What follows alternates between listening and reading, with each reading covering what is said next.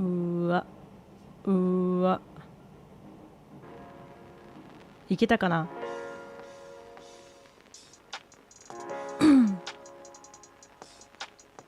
I wonder if it worked out. You let me know.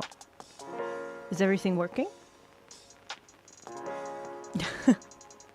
出たよ。Boy! And wait, it says your house. How are you? Oh my god. 出た. Does the sound work and the background sound work? That is the real question.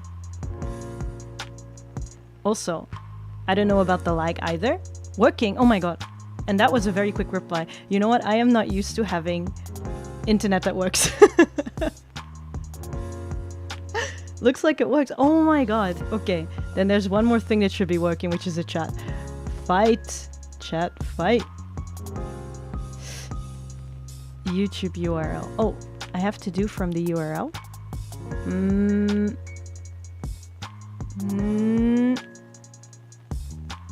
It says 接続しました. It says it should work.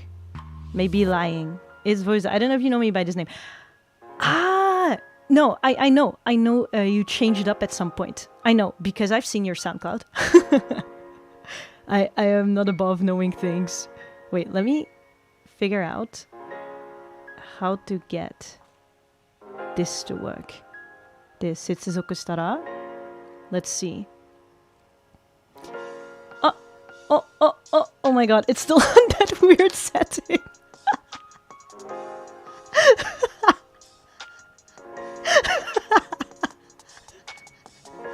I forgot I did that. Oh my god. How do I turn that off? Wait, it's the one in the background. Hold up. I know what I'm doing. There. We are back to normality. What the fuck? I need to post my new AI on that. Yeah, man. How have you guys been? That's the real question. I know how I've been. I know where I've been. I can tell you all about that coming the times. More importantly, how have you been? What has been happening in 2025? The year that I was not around for 2024. 2024 did not happen. It's still I just entered 24. That's what. That's a cool looking chat template. Isn't it cool? It looks like the one on the right, the right for us. My left looks like Persona, doesn't it? It straight up looks like Persona. It's really cool. Thank you. This was by the help of somebody in the Discord server. They taught me how to do this. Yeah. I'm using something called Wankome, which is like, I'm guessing a software you can use to get chats working. So that's pretty cool, because I kept having issues with the chat, right? Also, let me know if the BGM is too loud or too quiet, because I don't know. I've fiddled with the settings, and I've done some test runs on that, but I can't tell still what it's like in a live stream. But yeah, how have you been? What have you been doing? What's new? 2024, I wasn't around. You've got a lot to tell me. And I've got a lot to tell you as well, probably. But as you can see, it is just a test stream. Chatting and test stream. So we can chat and figure out if things work, which it seems to work. That's cool to know. And for the rest, I'm not too sure. I just wanted to hang out. I haven't seen people in a while, and I do miss you guys, so here I am. Audio is good. Awesome. As long as that is, I think, like... I've watched some VTubers now because I've finally caught up to things, and I think the most important part of streaming in general is probably the audio more so than what's on the screen, to be really honest. Depends on the person though. Like if you're going for all the visual effects, yeah, then that's pretty important as well. But if you're just like myself, where you just want to hang out with people and have something to look at as you're hanging out, then this is pretty good. But yeah, sorry, gotta go. And a new thing for me in 2025 is getting a day job, and a boss man is looking at me funny. Oh! Yes, please don't interrupt your day job. Yeah, I am streaming at a very odd hour as well because Japan times and I guess the international times I usually stream at are very different. Because one of the main things that's happened recently is that I've moved to Japan. Yes, that's what happened in 24. So I guess I was around for 2024. And yeah, I got a job in Japan. That's how I moved over. Because if you don't have a job, you're not coming into the country at all. And that mostly working on the job. Something else pretty cool that happened that I want to share, whether people see it now or see it in delayed, if they're watching the what do you call that, the backlog or something, is that I finally realized a big dream of mine, which is I got the N1. Yeah, man, I am pretty happy about that one. If anybody knows what the N1 is, if they don't know, that's, you know, that's your life, but I will explain to you in a hot minute once I am sharing the stream somewhere, which I probably should be doing. I tried. Let's see. How do I share these? I think I can just copy from here, right? And I'm really grandma on the internet. I don't know. I don't know what's going on. 24/7, but that's okay. That's fine. I think it's refreshing to not be all in with the stuff. But yeah, it's an odd hour, so. Hey, I got the chance to visit Japan in 24. You did? How was it? Where did you go?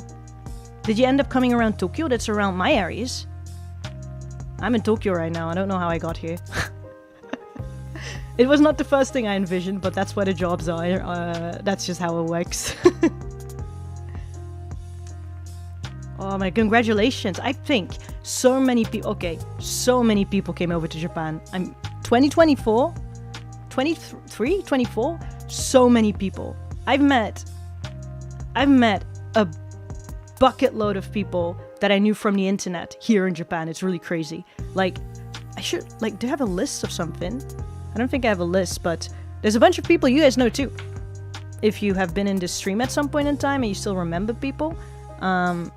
I've met Lucas, I've met Zol, I've met Aniki, who you might know or might not know. That's a very old friend of mine. I think one of my first online friends back in days when Skype was still a thing. What a strange banana. Meta-san, hello. Thank you for coming. I'm not that strange. I think I am probably the tallest banana that exists. I went all over Hokkaido, Tokyo, Osaka, Nagoya, Fujiyama. Went to like 30 cities. Oh my god. How much time did that take you? Were you there for a month or something? Chitose, Sapporo. Crazy. That is like, I feel that is like the maybe the American too, I'm not sure about that, but I feel that's kind of the Asian way of traveling. Because every single time I hear like Japanese people, like friends of mine going like, ah yeah, I went to Europe. I'm like, oh, where did you go? And they list like half of Europe. I'm just like, okay, how long did you take for that? A week.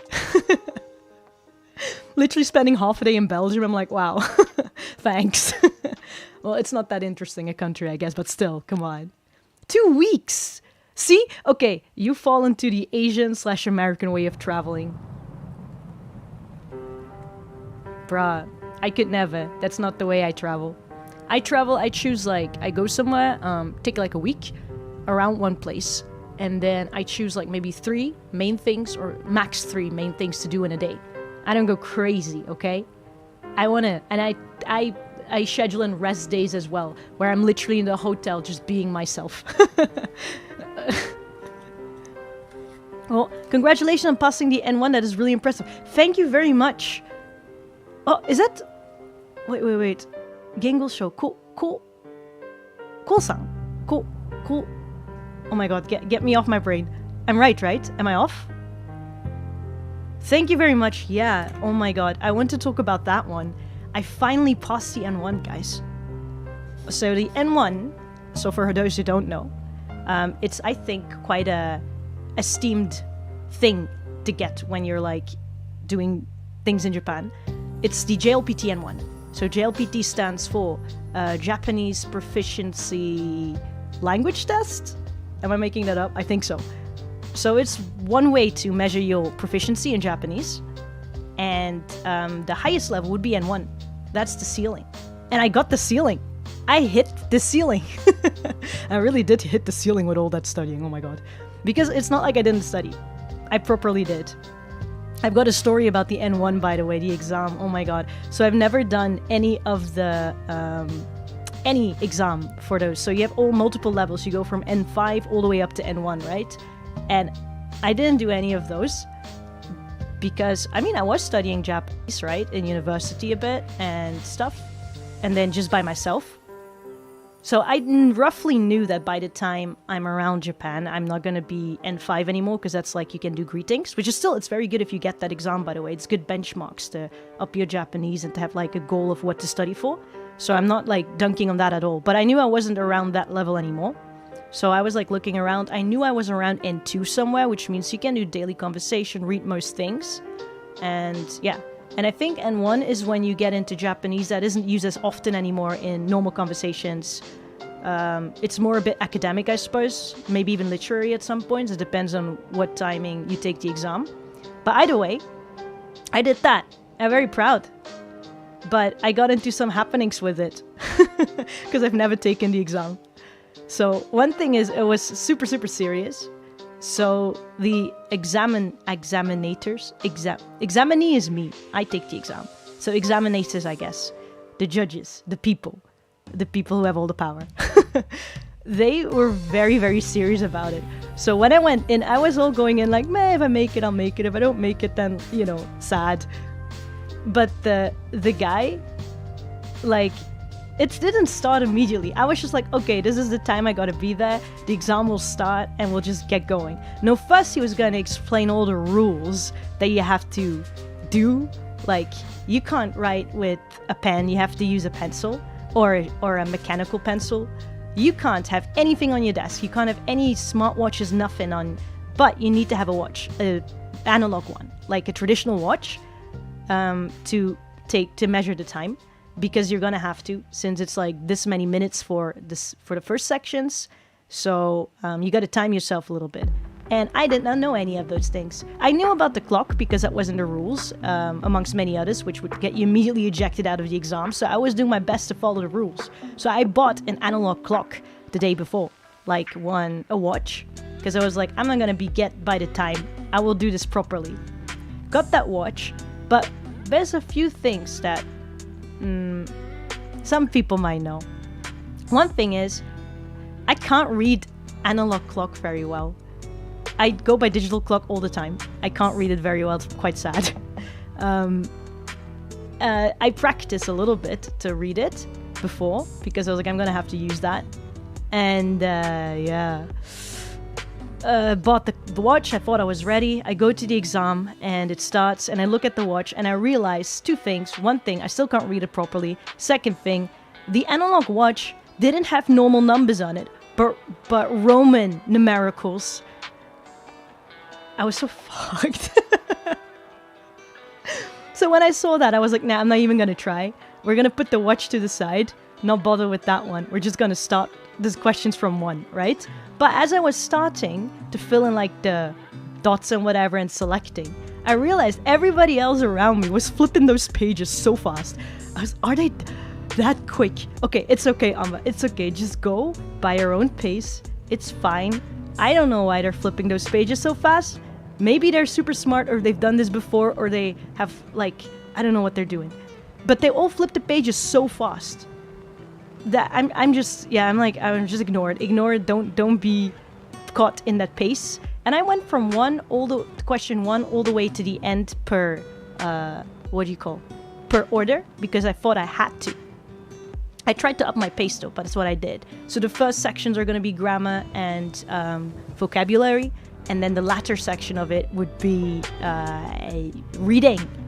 What I've done, so I studied for the N1 by only studying grammar. So I finished one grammar book basically and studied a lot with that. I was like, quality over quantity. I can do 50 books and not know anything. So I did that. And for the rest, the year before, all I did was read a lot of books in Japanese. I didn't really study vocabulary or grammar. I thought if I read a lot, I'll get that. That's what I did for English. So let's see if that works out. If it doesn't, then I'll have to revise my strategy better next time I try the exam, right? So I was pretty confident about my reading. The thing is, though, the reason why the people were flipping, and this is like the crutch to it, is because you have to have a certain technique for taking the exam.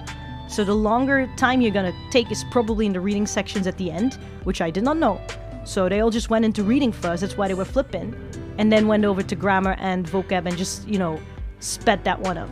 Whilst I took really a lot of care with grammar, a lot of care with vocab, I was straight up taking notes in my exam papers and everything, and during the reading sections as well, which left me with no time.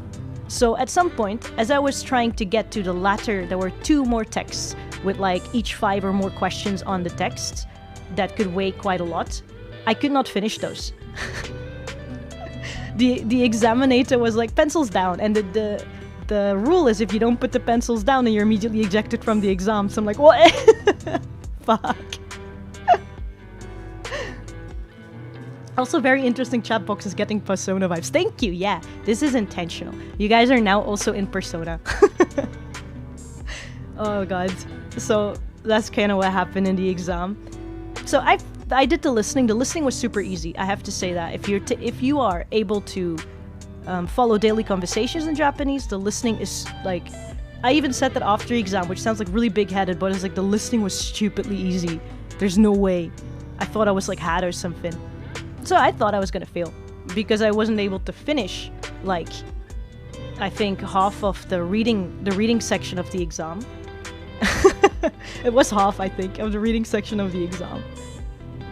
Which if you don't pass every section, so grammar, vocab, reading, and listening, if you don't pass it with a certain amount of points, even if your total is enough to pass the exam, you're out. You can't pass the JLPT, right? So I straight up thought I fumbled. But when I looked at my results, I got exactly half point, a bit more than like 3 points over the half points for reading. So I think I aced all the questions that I could answer. I'm quite proud of myself. And I got a max points on listening, but that was not that difficult, to be really honest. So yeah, I am very happy. I hit the ceiling. I don't have to go further in this anymore. This is all the Japanese I technically need for daily life, but I've realized after taking the exam that I still don't know anything. That is the painful truth. So that's one of the things I've been doing. Studying a lot. Well, reading a lot. I've been reading a whole lot. I got really into Japanese literature the past two years? It's 2 years? Been it 2 years? I don't know. Really into that. So if you want book recommendations or something like that, I'm your banana for that. I love it. So I've been doing that a lot, actually. Spending most of my time reading books and going out with friends. So that's why I wasn't online. It got to the point that I got kind of a bit bored with my phone. So on the train, I always bring books. The train rides are great to read. Congratulations, thank you very much. Look at me go. I am now, I think, officially smarter than before. That I can say as much. But we'll see what happens with that, because now I'm itching to do another exam. There is the Cambridge English exam, which I want to do. But a friend of mine took it. They said they recommended to me because I'm not from an English-speaking country. And I literally, on paper, have nothing to prove I can speak English. Not much, at least. So I was thinking maybe I should do the Cambridge English exam, which accounts also in Europe, is pretty prestigious. So might as well do that. But apparently that exam is 7 hours, so that takes 7 hours, that exam. There's breaks in between, of course, but an exam of 7 hours. There's also an interview section where you have to you get like a topic and you have to defend your point for I don't know how long with a partner who's also taking the exam. So, but that's something I look forward to. I want to try at least. If I don't pass it, or restudy again properly, I don't know. There must be books for it, right? And then I can officially say I can speak English. I don't know what I've been doing up until now, but at least then on paper, I can tell people, yeah, you can tell me my English bad, but look at me, I took an exam and it says I'm okay. So you can go home and leave me alone.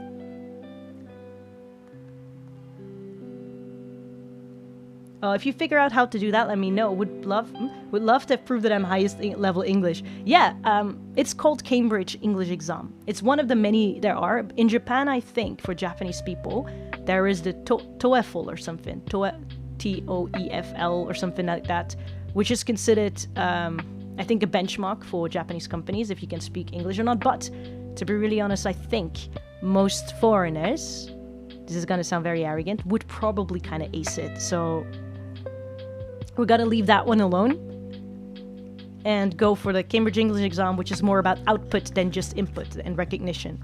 It probably, like, I think there's writing sections as well, so it's a bit more level up. But if you get to C1, I think, is a C something, C1 is probably, or C2, don't know which one it is the highest level you can get for it. So I would recommend it, try it. I'm going to do that. And I also want to do one more exam, which is specifically for Japanese business language. So I can study that, the Keigo, polite speech, which is notoriously difficult even for Japanese people. So we'll see how that goes. But I think it's more about learning the grammar and kind of knowing the systems and what to say in what situations. So we'll see how that goes. Yeah.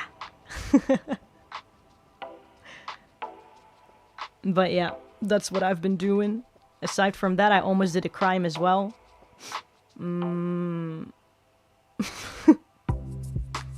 I washed money.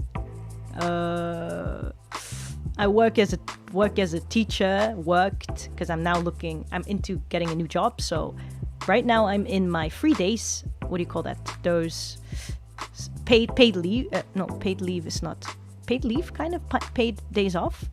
I also put them all in at the end. So technically I'm done with my job right now and I'm looking for a new one. And I'm using those 3 days at the end so I can just chill out and get over whatever the hell that was as I'm looking for something else. So things are still going. And I think there's maybe more chances after I took that exam. Hi Anba, it's been a long while. Glad to see you're doing great. I should be sleeping. Hello, Villa-chan Gonzalez. How are you doing? It's been so long. I am sorry. The time zones are very different, so I still have to figure out how to do that. Yeah.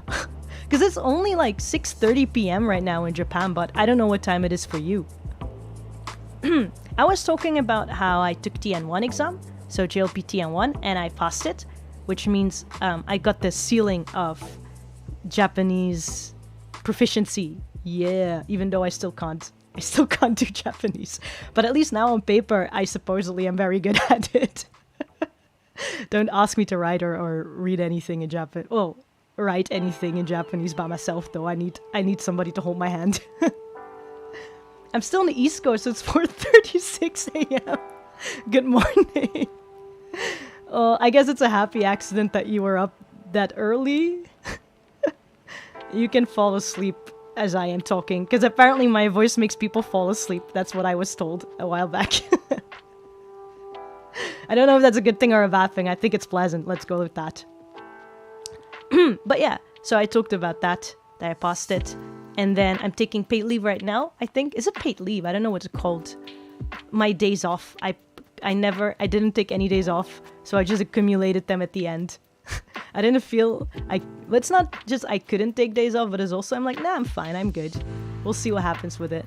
And then I was like, you know what, I want another job.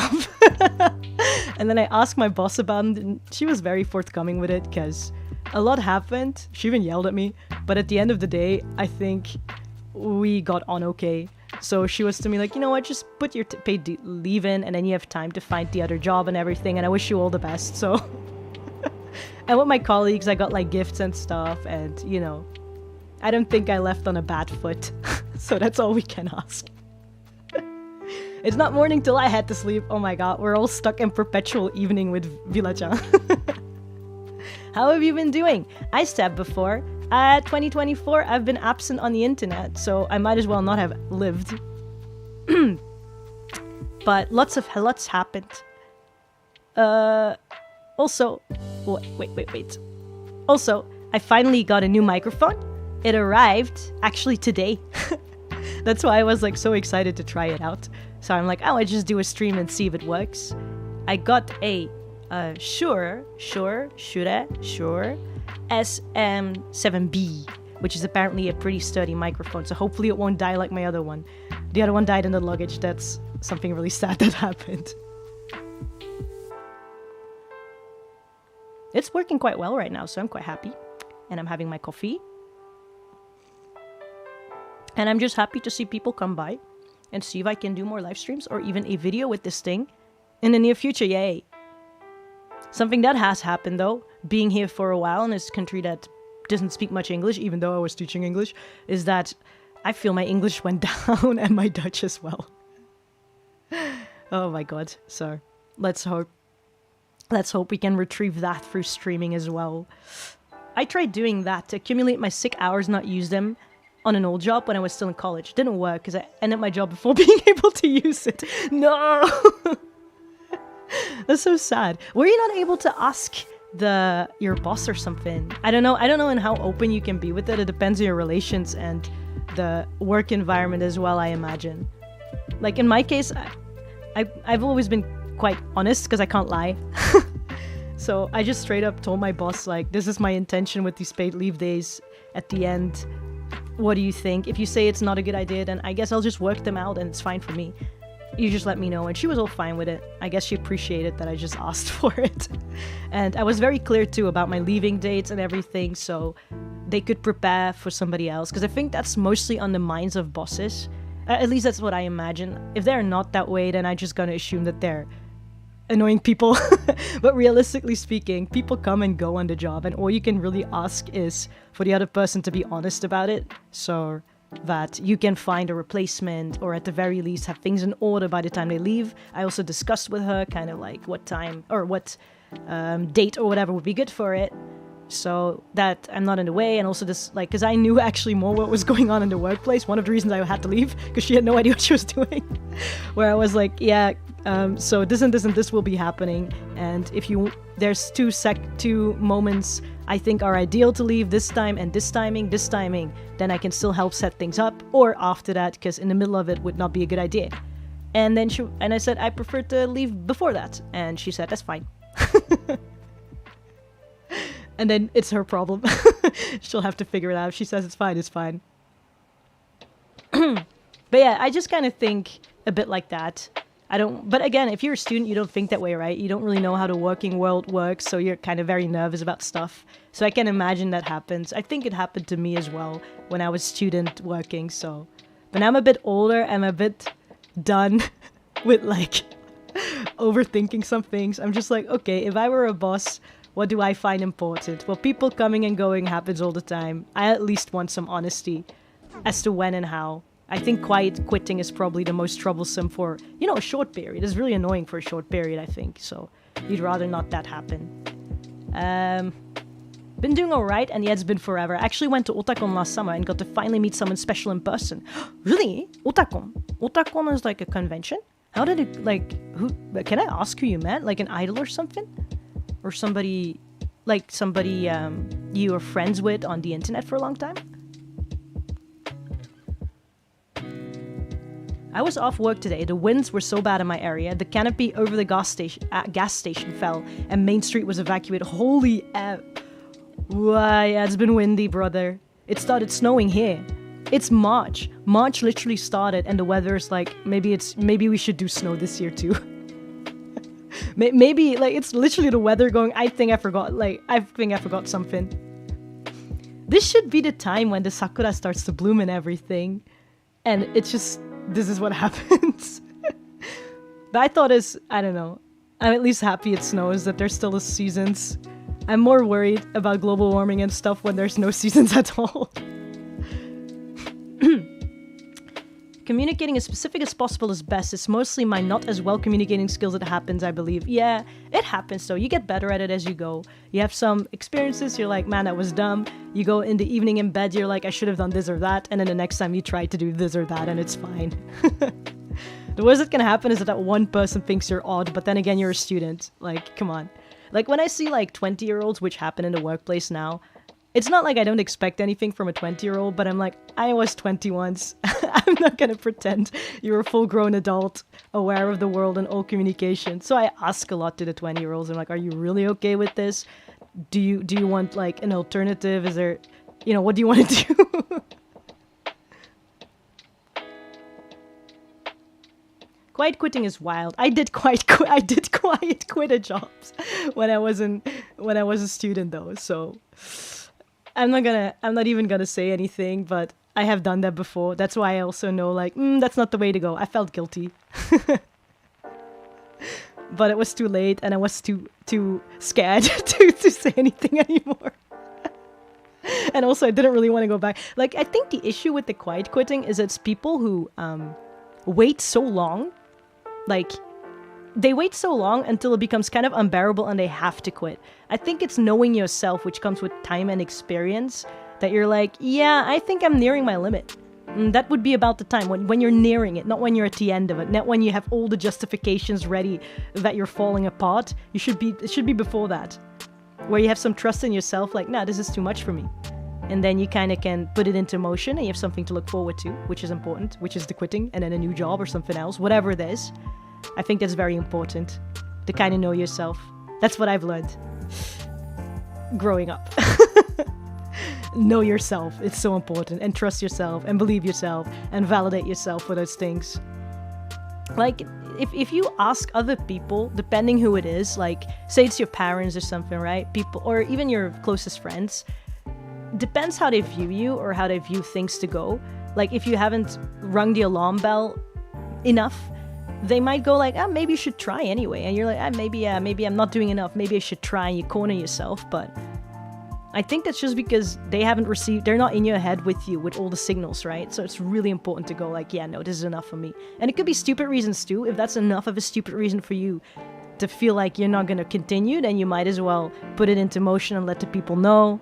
And they might not all be happy with it or try to stop you, but you can listen to them. Maybe they have good reasons for you to not stop. Things will be better, so I don't really know.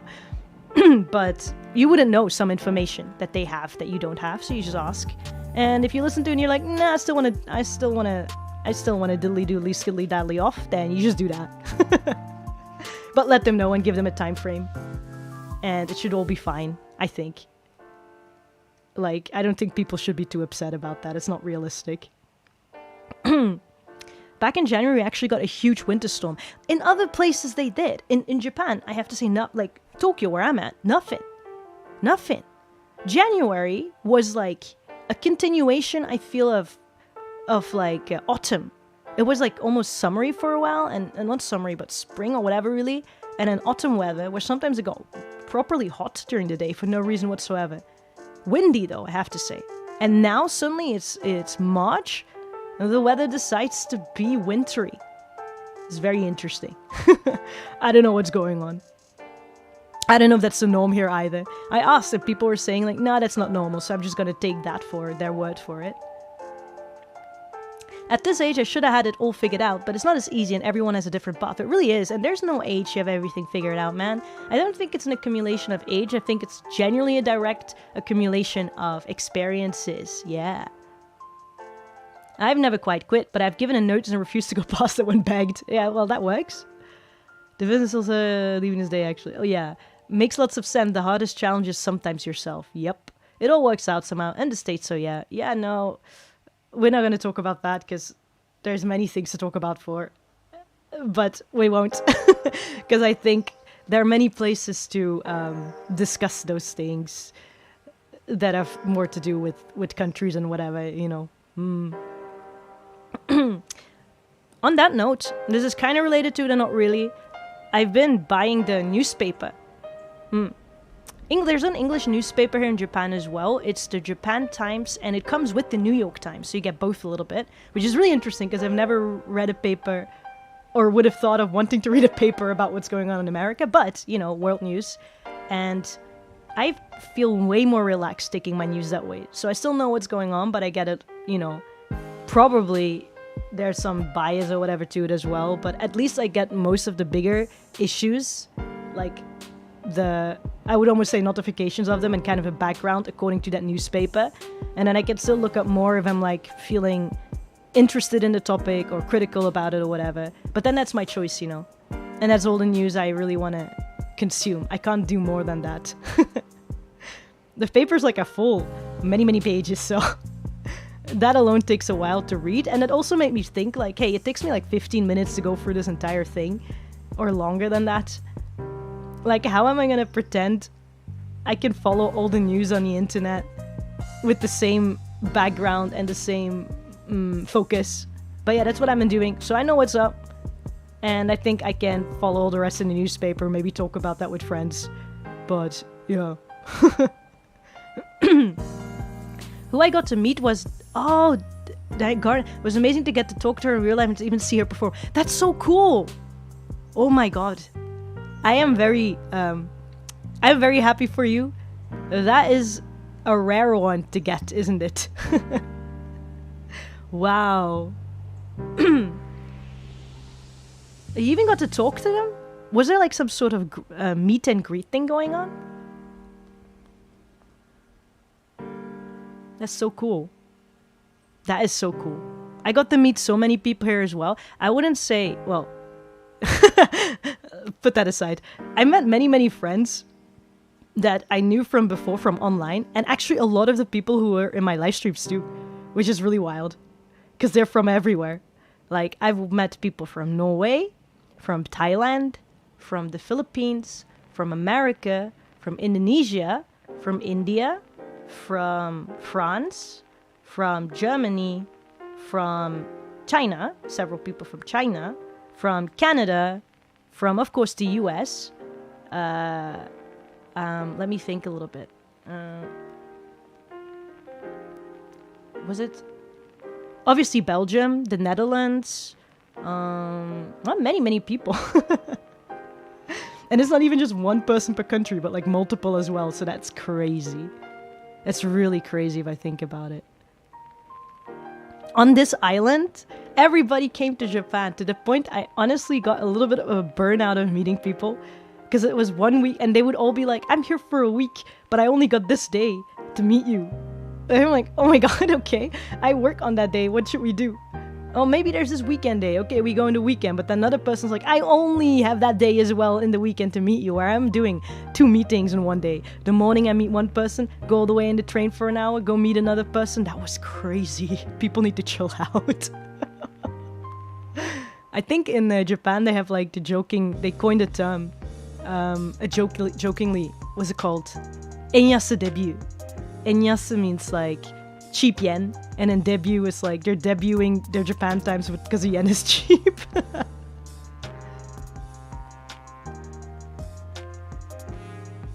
Staying informed in some way or another just a little bit is not a bad thing. It's the overload of news and info that is draining, and it happens a lot nowadays. It happens because it's there all the time. There's always something happening, you know?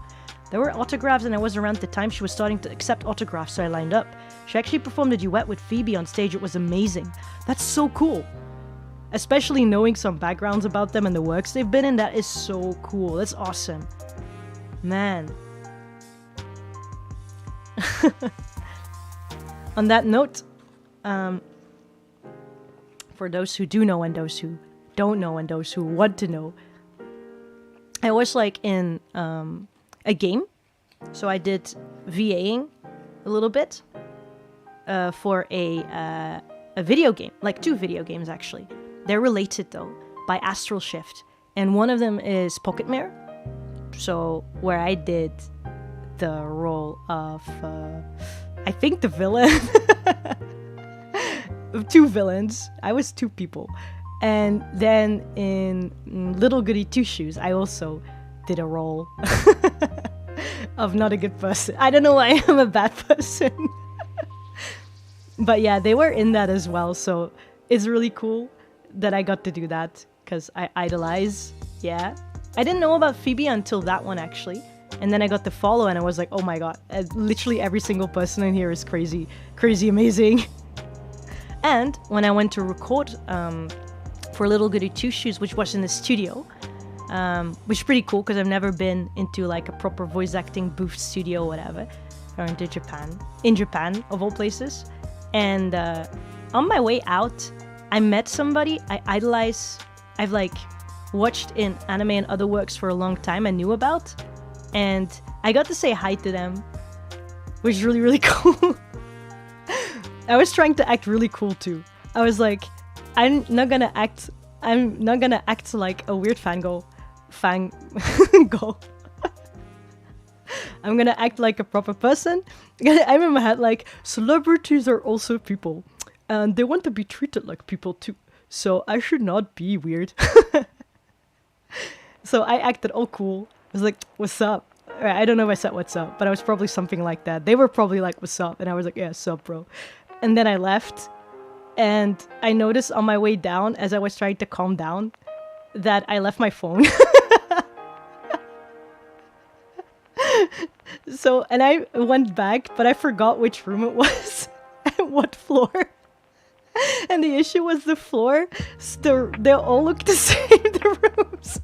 Because that's a proper studio building, which has multiple of those recording booths. So there's many projects going on at the same time. You could, even if you're in the building, you properly get access. You can see which projects are going on. Like some of them secret, some of them kind of already established. So I was looking at the screen if I could see in what room what was happening. But there, it was all gibberish to me because I don't know what those codes meant for the rooms and all those things. So I'm like, fuck, am I even on the right floor? I think it was this floor. And I'm a little bit notoriously bad at directions, but I bumbled my way through. I literally went around 2 times because I kept ending up at the cafeteria for some reason. And I was so scared because I'm like, if I'm gonna knock on a door and it's just literally some intense anime recording going on and it's just my stupid head going like, I don't know where I'm supposed to be. And they don't know either because they just rent the recording booths.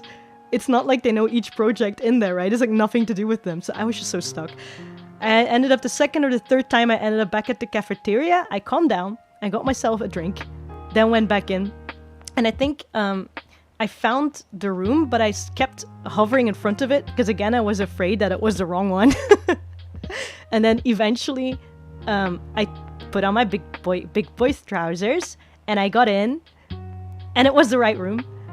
And the people were with their back to me because he was recording. Like the dude, I could full on see him at work. I was like, wow, I get to witness this because I know them from anime and other works and like announcements, CMs and stuff. So I could hear in real life. I was a bit mesmerized and I got distracted. And then eventually the manager person saw me and she ran over and she already had my phone. She was like, oh, you forgot this. Here it is. I'm like, thank you very much. I'm so sorry. And then I effed off. But I have to say one thing. If you meet, and it's the same thing for one of my friends, but voice acting people, you would think it's just like voices. But if you meet them in real life, when I talk to that guy, my lord, like charismatic voice, holy Jesus, projection, everything. Like they talk to you and they make it like it echoes in your ribcage. That's how much bass and how much like support there was in that voice. I'm still a little bit not shell-shocked, but affected by it. This is the first time in my life I spoke, because I don't go to conventions and things, let alone line up for these things. It's the first time I've heard in real life a proper seiyuu. Like maybe, at least not from like kilometers distance, because I have seen some Japanese seiyuu at an event. I can talk about that later, but yeah. Hello Himu! Hello Diana Sora Channel! How are you? It's been a while, and I'm testing if things still work, and they seem to work, so that's cool. How have you been? I'll wait till you next time. Good night. I hope you have a good rest. Thank you for coming. Yeah, sleep is important. If you want to go sleep, please. You can always watch the timestamps after, I don't know. But yeah, that's what happened. I went to a Haikyuu event. It was like a big event for so many years, Haikyuu or something, and it was the same event where they announced the film. So that's from a bit back, right? But I went there and I, for the first time, saw and heard Japanese seiyuu live. I hadn't done that yet. That was really cool. I think all the main cast was there, I think. Like the one doing Hinata Ayumu and my favorite, the Ishikawa Kaito. But also Tsuki's VA and everything. So it was really cool to witness as well. And again, I was flabbergasted by how good voices can be. That is not to say that people I meet in real life don't have good voices. But there's like definitely a difference when a professional who has like honed their entire instrument, their entire body, every muscle knows what it's supposed to do, speak to you with projection, with the right breathing, with everything in there, that it like cuts into you. It's insane. There's no way not to listen to that voice. Even I used to think like, well, a lot of those voices, at least on radio or something or recording, they sometimes sound like each other and whatever. But I think that's a difference of recording. It's almost like taking a picture and it becomes 2D and things look a certain way. But in real life, because of the 3D-ness of it all, of the voice as well, the surround sound of it all, you really hear the difference. It's crazy. It's insane. Like, wow. Voices can be that cool. And I knew they were cool, but wow. That's pretty cool.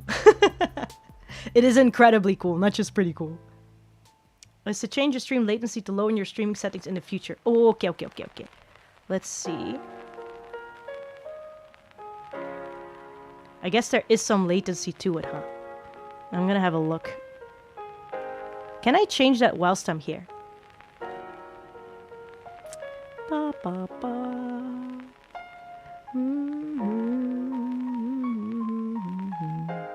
I actually don't know. What is this?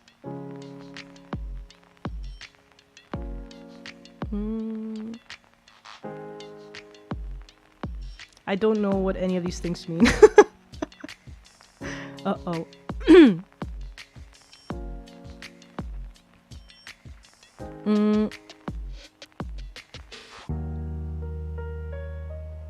Well, it is what it is.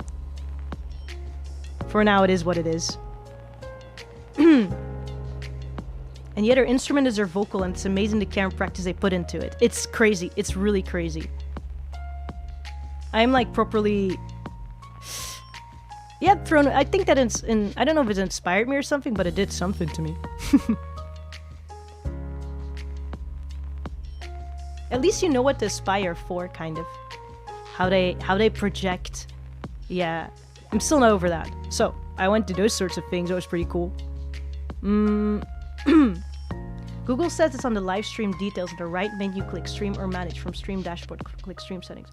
On the live stream details on the right menu. Live stream details. Bum, bum, bum, bum, bum, bum, bum, bum, bum. Ah, okay. Stream or manage from the stream dashboard, click stream settings.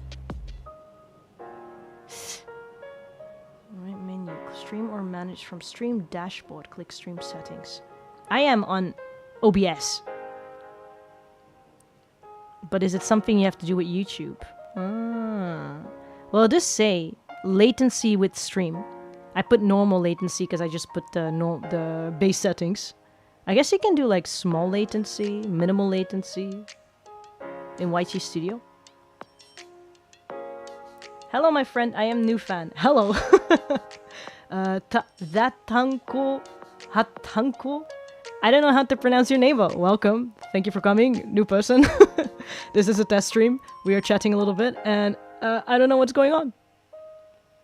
I assume in OBS you would need to also change it to low latency, I believe. Yeah, I think OBS has a low latency. I think it has to do with YouTube then, because I can see minimal latency over here, but I can't toggle it right now because I'm literally in the middle of the stream. And I don't think I can pause it to toggle it. So that's something for in the future. I can try that one in the future. If you are there, you can actually judge for yourself if that helped in any way. You can tell me, James. I can call you James? Okay, James. Nice to meet you. How are you? What's up with you? What time is it for you, anyway, if I can ask? You are so cute. Thank you. Thank you very much. I am going for cool. For cool and admirable and what do you call? Calm. But I guess I can be cute too sometimes. Thank you very much. Same way Switch has a similar setting and yeah, very understandable. Oopsie. Well, I don't know things. It's okay. That's what we're testing for. No, for the rest. I moved over to Blue Sky. That's another news. I'm just doing news updates by now.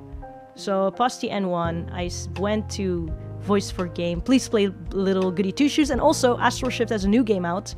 I think it's based on Dante's Inferno or something. The main character is called Dante, so we'll see what that's about. Hell and everything, I don't know. But you should go have a look at that. I haven't downloaded it yet, or I don't know if it's out yet, but I'm pretty sure that when it comes out, or when I find the time, I will download it and play it, because I really enjoyed Little Goody Two Shoes. It was amazing. 11 a.m. here in Germany. 11 a.m. Okay, so it's actually an okay time in Europe. It's not crazy, right? If you stream around in the weekend, say I stream around 7 p.m. right now in Japan. If I stream around 7 p.m., that should be okay. I used to do streams like around 11 a.m. in Europe anyway. That's not crazy. That's doable, isn't it? Maybe not for Americans. I'm sorry for everybody in American regions. At least OBS has a slider and Streamlabs, but I'm not very familiar with latency issues to help. It's okay, I'm not familiar, I don't know what's going on. Cool and funny banana. I am a banana. Yeah, I should probably introduce myself. I'm just like, who are you? Okay, James and anybody else, let's do a self-introduction. Welcome very much to my stream. This is a test and chatting stream. My name is AnbaLen, just like my channel, AnbaLen. You can call me Anba. And I am the last banana prince on this planet, if there ever was a first. Either way, I'm the last. As you can see in my background, there are many runes. Because things fell apart. I think that was the lore. I should probably put it on public sometime. I have like a little bit of stories made, like they're kind of like scene stories, which would be fun to read through if you want to. I have cat ears for no apparent reason, just because it's cute. These aren't related to anything. And yeah, I look like a Chuni character, which I think fits me very well. I'm thinking asking Zol, my mama, to maybe make me a book to hold. Because I do have a microphone to hold. Hold up. I can hold up so I can hold my microphone. Oh, I lied. No, I didn't lie. I know what I'm doing. Wait. I got my microphone, don't I? I have a microphone. I think. Yes. And in the same way that you can have a microphone, I would very much like a book. And then I very much would like a costume, like something else. So I'm gonna ask my mama to draw me even more princely outfit, because I think that's cool.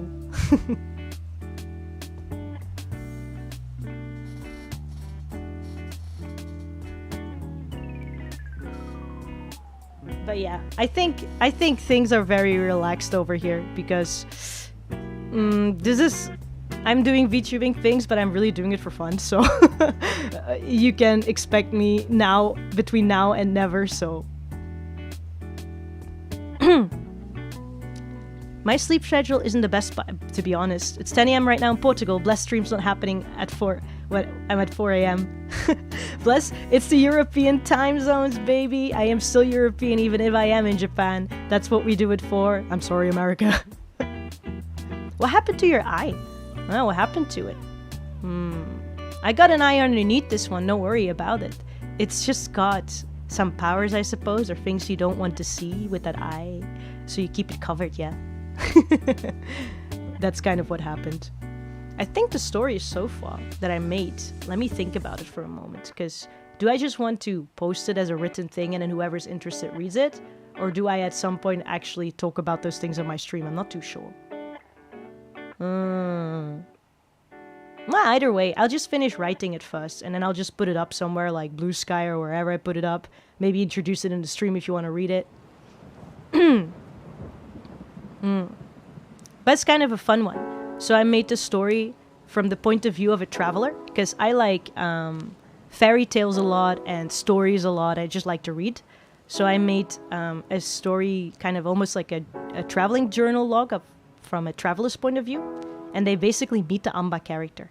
So, you know, Anba is the character I use. It is me, but also not me, because it's also a fantasy creature. You know how that works with VTubing. And that fantasy creature, they meet them and they get into some shenanigans. And basically they have to, I guess, save the world. I'm not too sure if they're going to save the world, though. That is up to whatever happens in my brain when the inspiration falls. But so far, I'm at the point where the traveler enters. I suppose they're running away from something, because the real world, as you can see, went completely into ruins with the absence of, I guess, its ruler. And the traveler has to run away from certain types of creatures, and they end up trying to hide in some sort of fossilized tree, almost like a stone-like tree. They find, like, I don't know, vines. They go behind it and think, I'm just gonna wait in this concave or whatever you call that.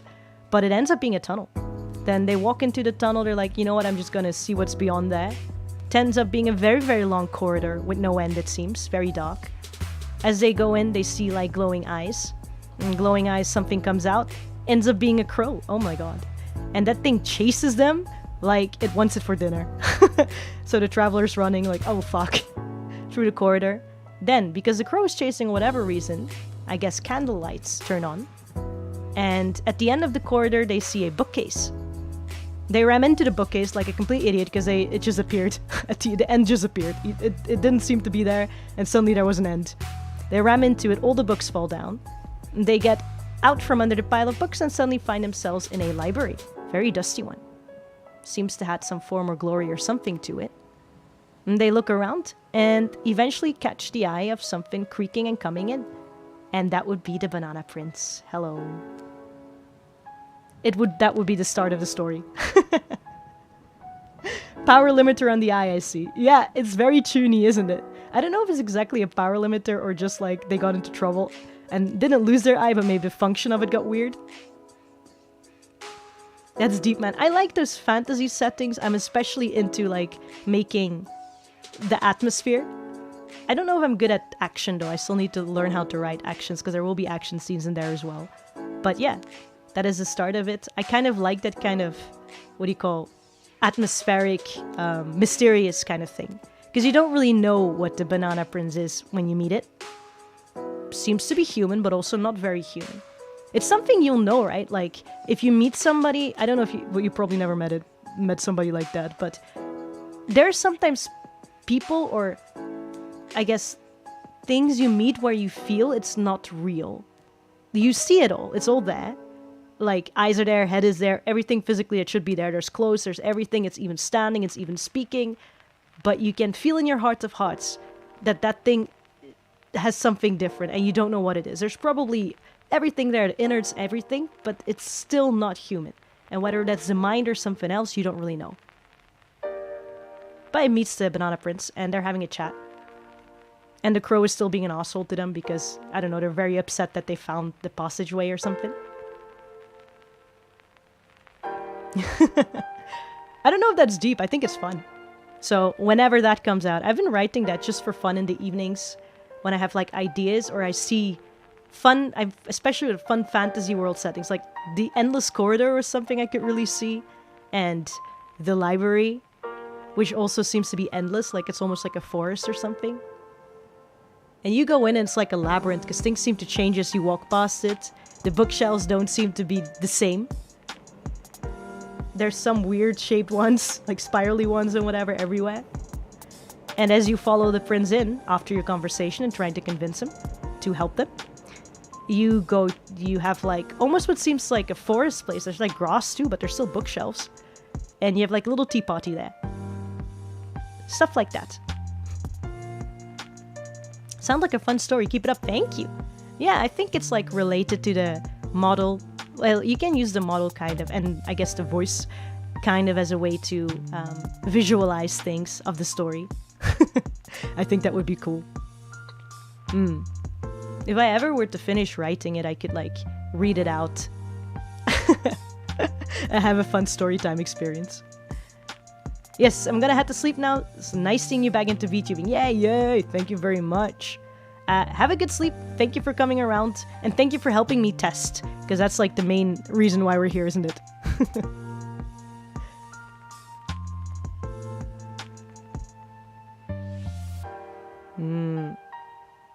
Storytelling streams would be pretty cool. I actually know another VTuber that does storytelling. Really? That would be okay. If that's the thing you can do, I want to do that. I love storytelling. A book reading stream would be pretty cool, and no problem, thanks. I'll keep that in mind. I actually want to. I could try to read in Japanese. I hope it doesn't require me to translate everything. Maybe English and Japanese. But since I'm practicing anyway, I might as well make the practice content.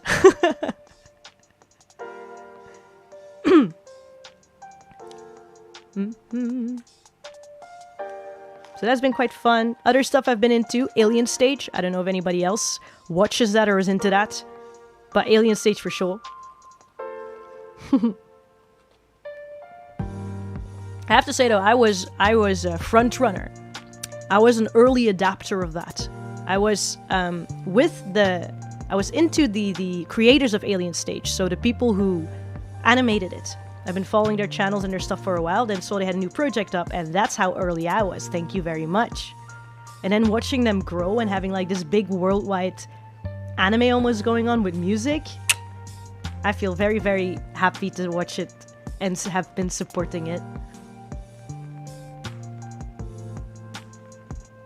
A reading stream sounds pretty cool. I actually love the Alien Stage songs. Well, I don't know how I missed it back in the day. Bruh.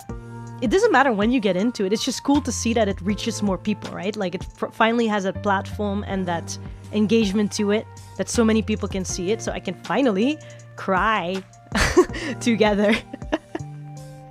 Good night. Yeah, Alien Stage is great. Anba being a hipster. I am a hipster. Bruh, I am a super hipster. I was into Haikyuu before everybody else was into it. I even have the exact tweet of when I tweeted out like, hey, this manga is pretty cool, and then having no reaction at all. So I have got that going for me. Like, back in the day when nobody gave a shit. Blue period, what were other things? But again, I'm just saying that I'm a hipster, but they're kind of... If you have a bit of a nose for it, you can see what is going to become big anyway. There's a certain formula to it anyway, so... More than hipster, I think I just know, kind of... My intuition knows. Aldo as well. I think I was following her back in the earlier Youtaite Mita days. I got really into her, back when she was still like working with Yakitori and whatever. And before that. I was really like, that's a very unique type of singing. It's very much addictive, but what I would have never expected was her to just take over Japan with that. I did not expect that, I have to say that. That was crazy. What more anime do you like? I have to say I haven't been watching anime lately, but I can speak about manga. The only thing is, it's up to you if you want to hear it or not, because I've realized I read really stupid manga. I don't know if it's stupid manga. I just read a very specific genre. People are going to be like, I can say it. It's fine. I read an enormous amount, and I should not, but I read a stupid amount of those Korean webtoons. Romance, fantasy, reincarnation webtoon. And the plot is always the same. I have to admit that. It's always the same. You have... Okay. For those who don't read those and want to know what the entire thing is, you have... A lot of the times, okay? You have like this... There's two types. Let's say there's two types. One type is... I'm a normal office worker and I'm just living my life. I'm not doing anything wrong. Everybody around me is an asshole to me. I don't know. I'm like getting harassed at work or something. Or I'm family shitty to me because they only care about my brother and they don't want to invest in my studies because I want to study so much and work so much. And then eventually I die because I overworked. That's a lot of the times. The plot line, she dies because she's overworked. Then she wakes up And she's suddenly a princess, it's super beautiful, and like in this golden bed or whatever in a fantasy world. And she's like, oh my god, I'm in a fantasy world.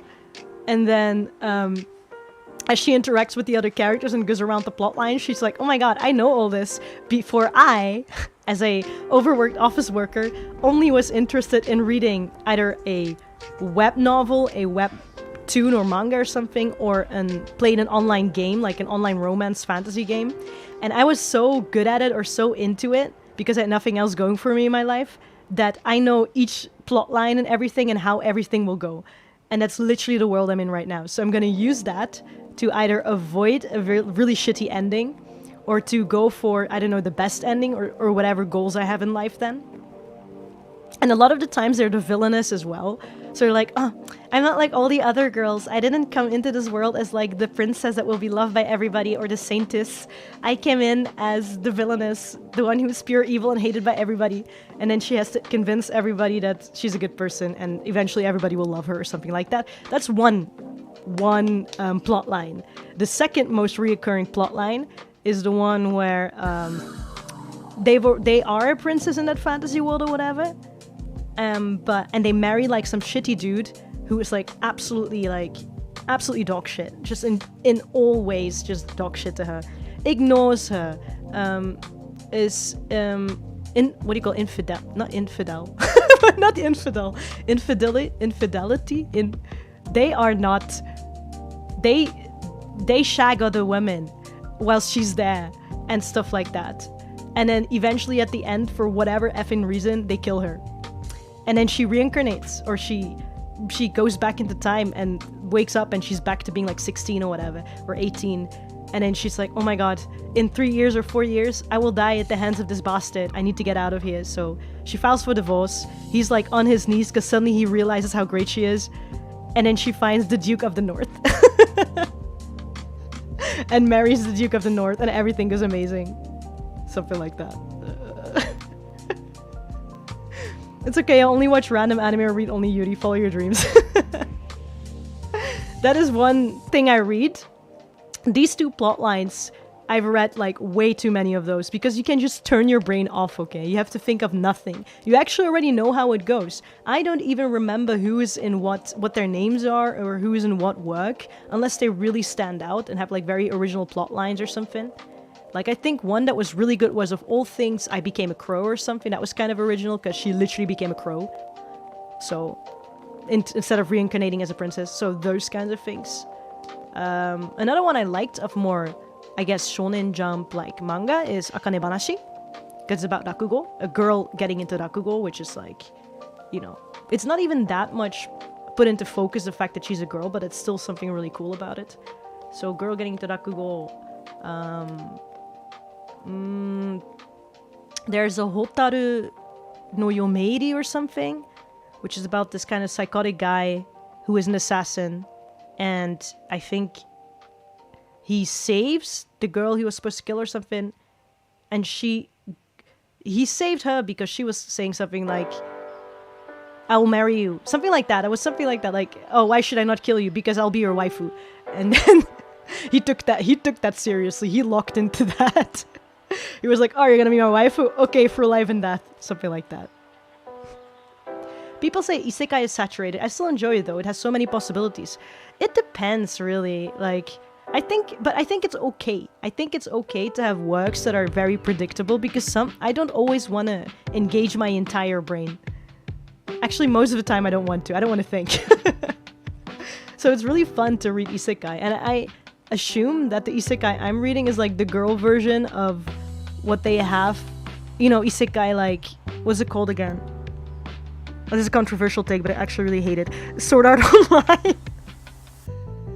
That is something for another time. I could do an entire stream about how much I dislike Sword Art Online. So for those who like Sword Art Online, I'm very sorry. It has its merits, though, again. And my entire point is, like, it should exist. Like, I just don't like Sword Art Online.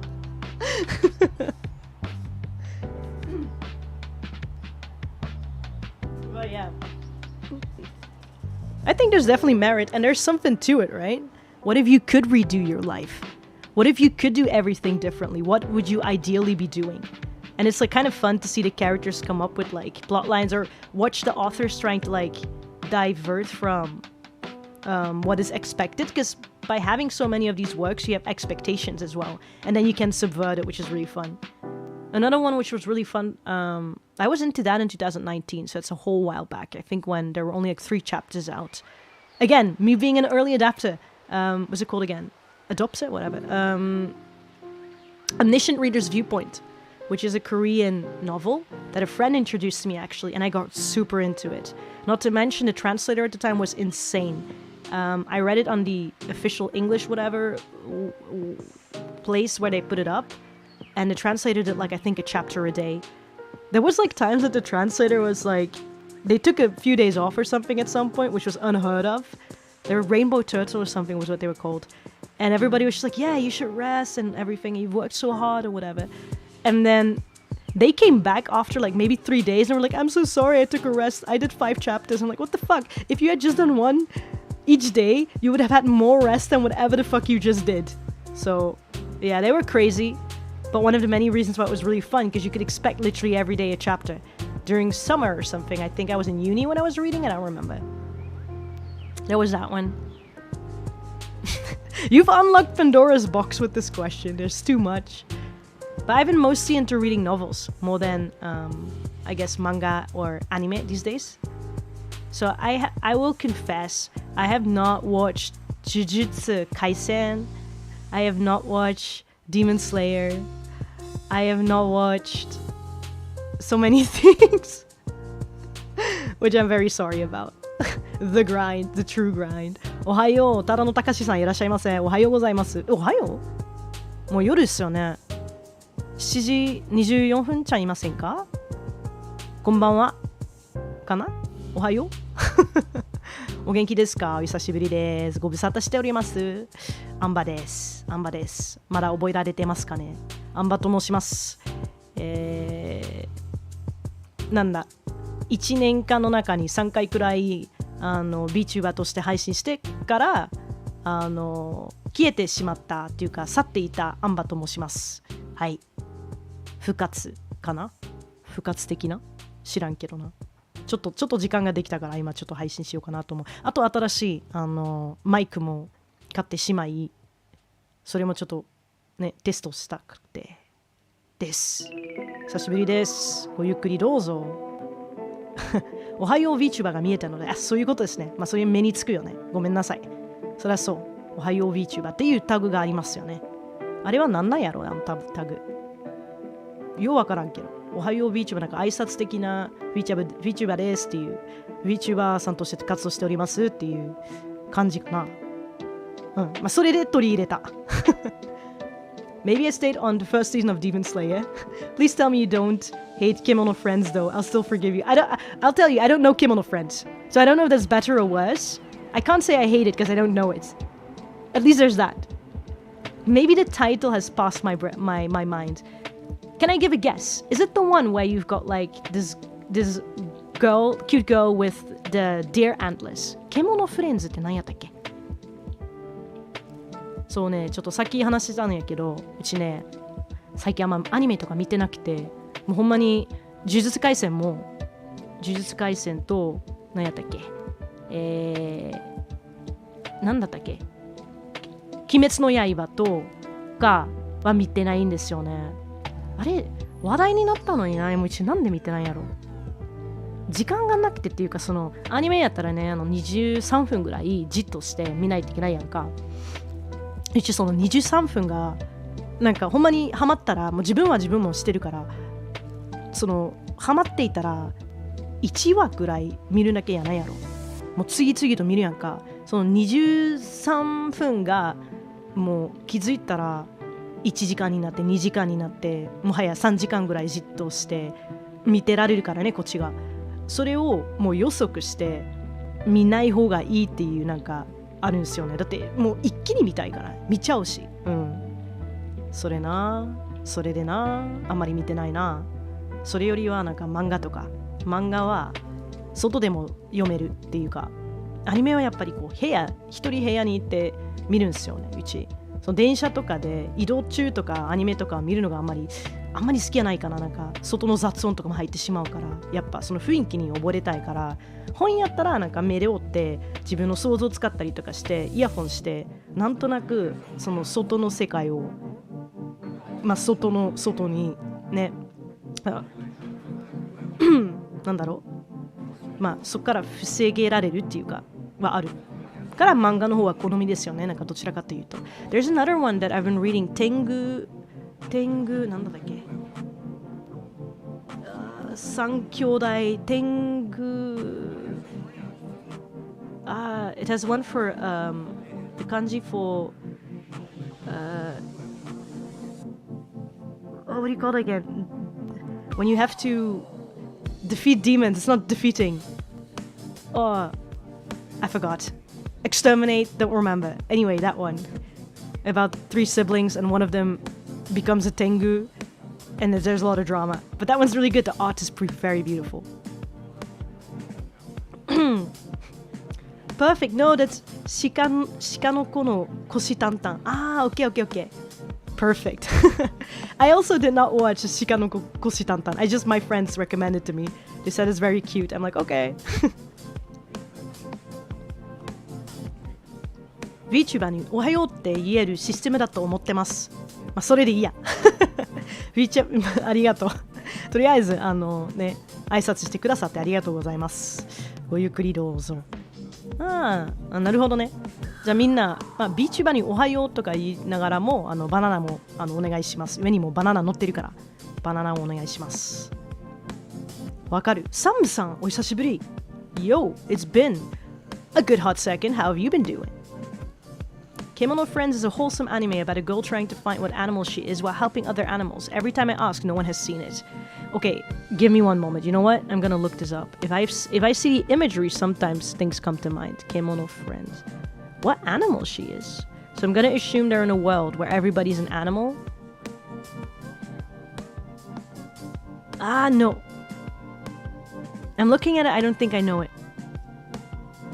The title, for some reason, is in my mind. But when I see the imagery, I don't think I've seen it at all. Looks very cute too, very bouncy. I do like wholesome anime. Though I have to say one thing though. Nothing against anybody. But I am absolutely shite at watching Nichijo anime. And like, if I have to watch people go for their daily lives, I might as well live my daily life.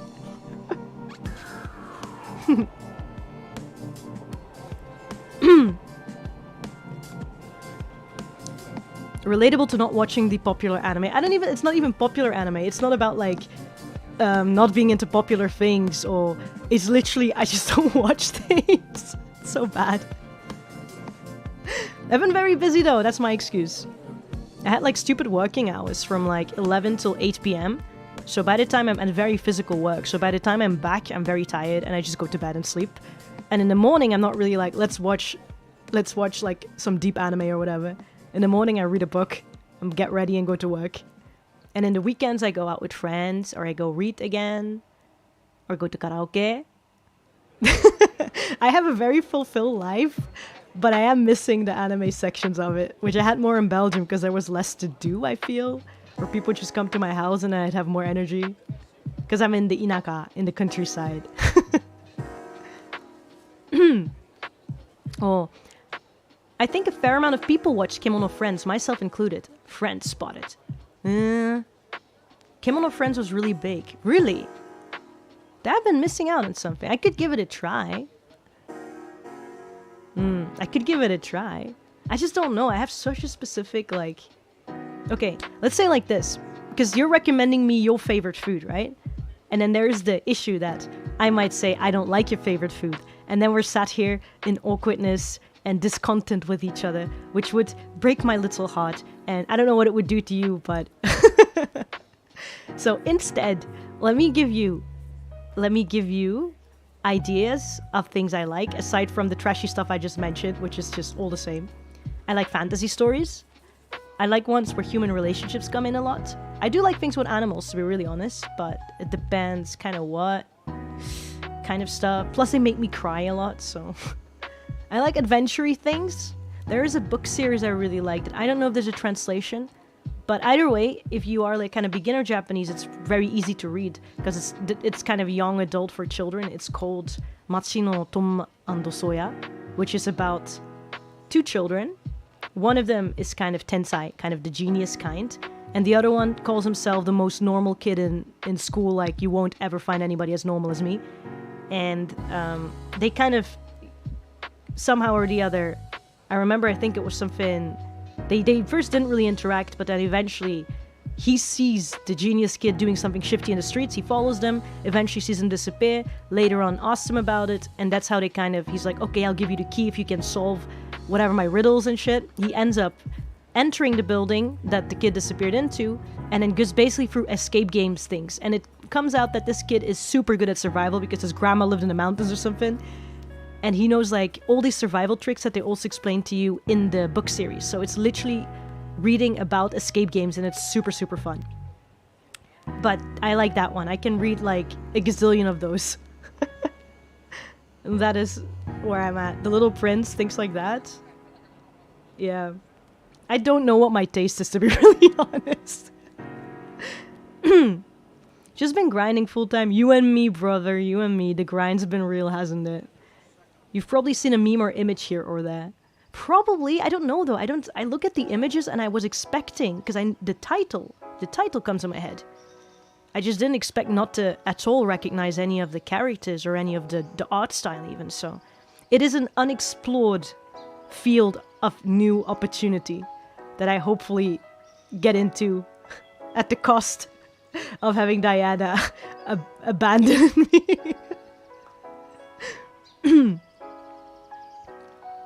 I think the only slice of life I was into was working. I use my eating at home to watch anime. Yeah, that works. I eat and I watch YouTube channels of introducing books. I've also been watching, what's it called? Tsundoku Radio and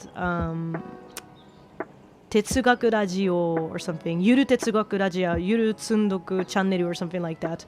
A whole bunch of podcasty things that also become videos about books, about history, about whatever really. I like to watch those a lot. They engage me. I'll forgive you, my liege. Thank you very much. You are oh so forgiving. You are oh so big-hearted. You are a cutie patootie that saves my life, and I will compliment you forever if that makes me get out of this predicament. Tastes are different. They truly are. Himu, on that note, so suddenly calling you out, but I've been, a friend of mine has been recommending like a few anime to me or manga to me, and we eventually came to the conclusion that we found out what is Himu coded. So what is Himuro coded anime and manga? So there was Nozaki-kun, there was Silver Spoon, there was like a whole bunch, and we eventually cracked the code that we think, well, we didn't crack the code, we don't know what the theory is behind it, but we can now safely say this is Himu coded, and this is not Himu coded anime and manga. Anyway, it has nothing to do with anything, but yeah. The entire topic was that we were trying to figure out what our tastes were, and they're a bit all over the place, so I can't really say. You're not missing much in the past 5 years of anime to be... Oh no. That's sad though, man. Is there nothing... Okay. Can you guys recommend me something that the young kids are liking a lot right now, that is in right now, that I should know, because even if it is just for the memes, that I've missed? Because I've been out for at least 3 years. At least, that's probably 5 years, to be really honest. I'm still stuck in early 2000s anime. And they seem to be coming back every time too. Black Butler is still big here. So in Japan, I have to tell you, I go through the station. I can't remember. I think it's Ikebukuro. I don't know if it's Shibuya or Shinjuku or whatever. I think Ikebukuro. I go through this long-ass hallway where they even have like a conveyor belt situation that you have like on the airplane. In the airport, you know, where you stand on and it just kind of moves you forward. You don't have to walk. Go over that one. On the sides, only like lengthy the entire way across that hallway that is so long that they need that conveyor belt. Black Butler ads. I don't know who most of the characters are in those ads. Why are there new characters? What the is going on? Why is Black Butler here? Haruhi Suzumiya back in the bookstore. I don't know why. I can't tell you why. I come into Japan, there is a new Gundam Seed has been out for over 15 years. I gave up on that I've watched Gundam Seed all through, and then they never gave a resolution to a whole lot of stuff, never gave a new episode, nothing. Suddenly they're like, here's a film. What? Here's a film with all the resolutions, right when I come into Japan. Crazy. A new film of Digimon with the adventure kids. That's my generation. I'm just like, what? They're aiming. They just bring the 2000s back. Why should I bother with new things? Also, my arch nemesis in anime, Sword Art Online, still being promoted. Don't know why. Can't tell you why. Anyway, that's my rant. The early 2000s never leave, guys. So I don't need to know new things, but I wish I knew. Solve my riddles 3, kid. Basically. I just love recommending it to everyone. Yeah, no, you can try it out. I'm very happy I get recommendation. I would never have known without you. See, this is what our meetings are good for. It is a little miracle. Diana is the world's biggest kimono friend. Uh-oh. I want to see the list. If the young kids like it, you shouldn't watch it. Eh? Beastars. Beastars? I think Beastars ended. So, about Beastars. About Beastars. Beastars is like... Beastars is an entire can of worms, okay? I started reading it, I think, before the anime was out. Again, me being an early adapter. Also, I saw cute animals and I liked the art style. So I thought, what will this be about? These are people, beasts, whatever really, right? I get kind of into it. And then I get through that one chapter where they went way further than I thought they would. And that's when I closed the manga and sold it. Wait, did I sell it or give it to a friend? I don't remember. It's not in my house anymore anyway. And I'm not gonna say I hate Beastars, okay? I won't say that. It has something going for it. And I can see... Okay, give me a moment to package these words for you. Who has watched Beastars? Who has read Beastars? That should actually be the first question, just to feel out what is going on here in this stream. So I know how many people I could possibly offend and how many people I could possibly get on my side, or who will vibe with my emotions so we can process them as we speak. Let me know as I'm taking a sip from this. Hold up.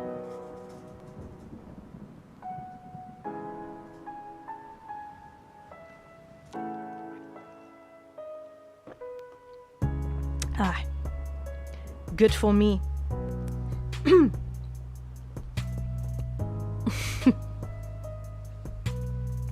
Crazy how how Black Butler is still alive in our year 2025. In the year of our Lord, I don't just, and it's going hard.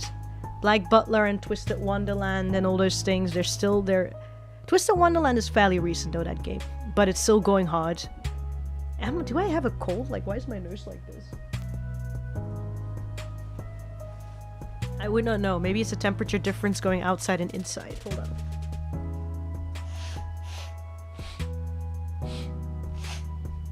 It's so cold outside, and then you go into rooms with air conditioning. I think that does something to my nose. The movie was great. Digimon mentioned.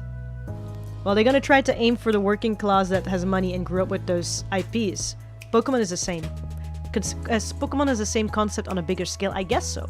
Though you would think they're trying to also tie in the kids, like have a generational thing going on. They do that for Pokemon, I think, and for like Doraemon and like Conan and all those things. Either way.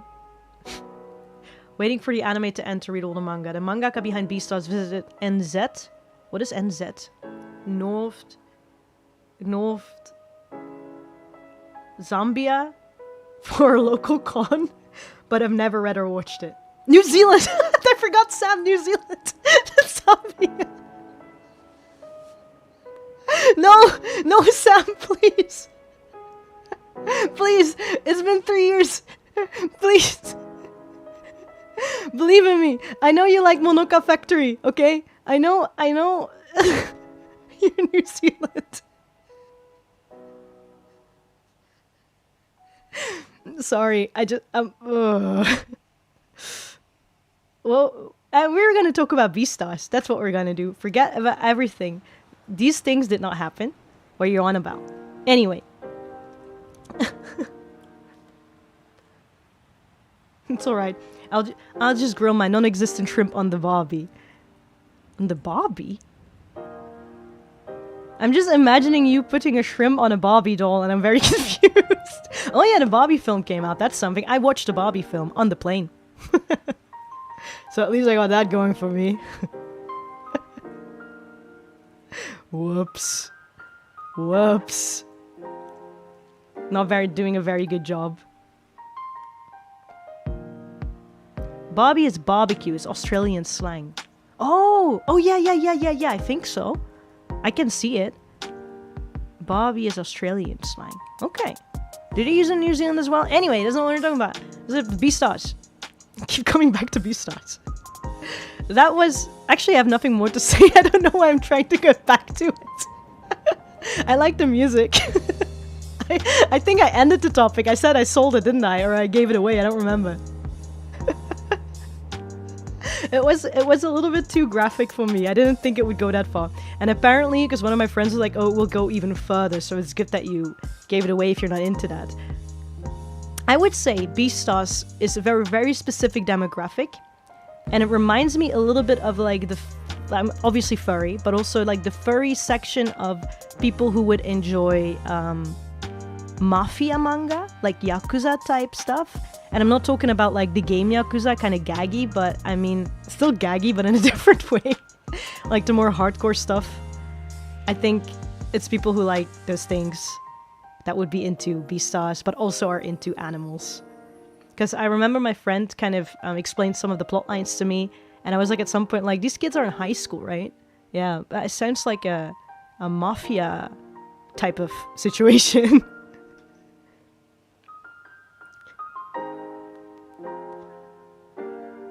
I was waiting for you to offend all the fans. I don't know, I think just saying that you gave it away or you sold it is offensive enough, to be really honest. Like, if you said that to me about a work I really liked, that I would still like, that I'm like framed or something, that I'm like, my life changed because of it, and you tell me I sold it. After chapter 1 or after the first book, I'd be like, okay. Okay. Probably if you told me that about The Little Prince. That's my favorite book. You're like, The Little Prince, I had it, but I sold it because I thought it was whatever. Be like, okay, that's how you play it.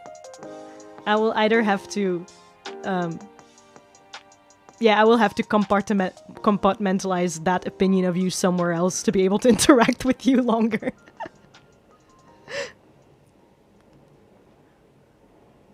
I made my mum watch it though. She's in it for the drama.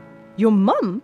Beastars? Interesting. That's a very free household, I would say. I don't think I could... I would never. I could not. I can't even.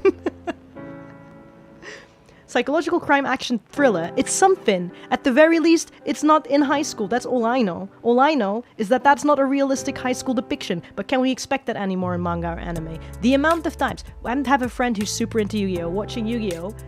Just like... Are these kids ever in their classrooms? They're wearing their uniform 24/7, but I've never seen them in the school benches. When are they studying? Didn't tell you guys, might have told you guys, but I've recently, I've stopped now, but for the longest time in Japan, I had a teaching job, so I have to say this. Kids, do your homework. Go to school. What are you doing?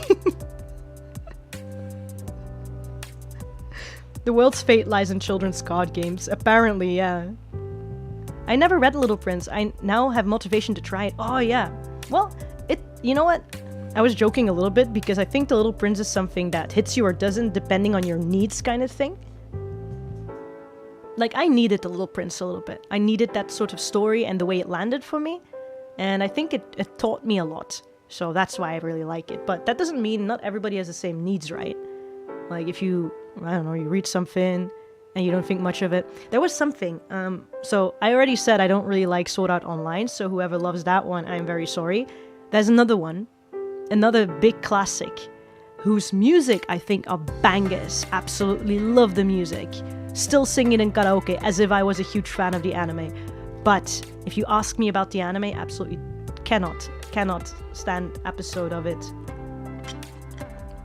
And that one is called the cult classic, the starter of it all, the one and only Haruhi Suzumiya no Jutsu. There I've said it. There I've done it. Is that my comeback? Saying these kinds of things. What are you playing at? Huh, Anba? What are you trying to do? You're trying to go for shock value content now that you've fallen off the equator, off the edge of the world. Is that how you're gonna play it? Trying to get everybody back that way? Well, let me tell you so. No. But either way, never liked it.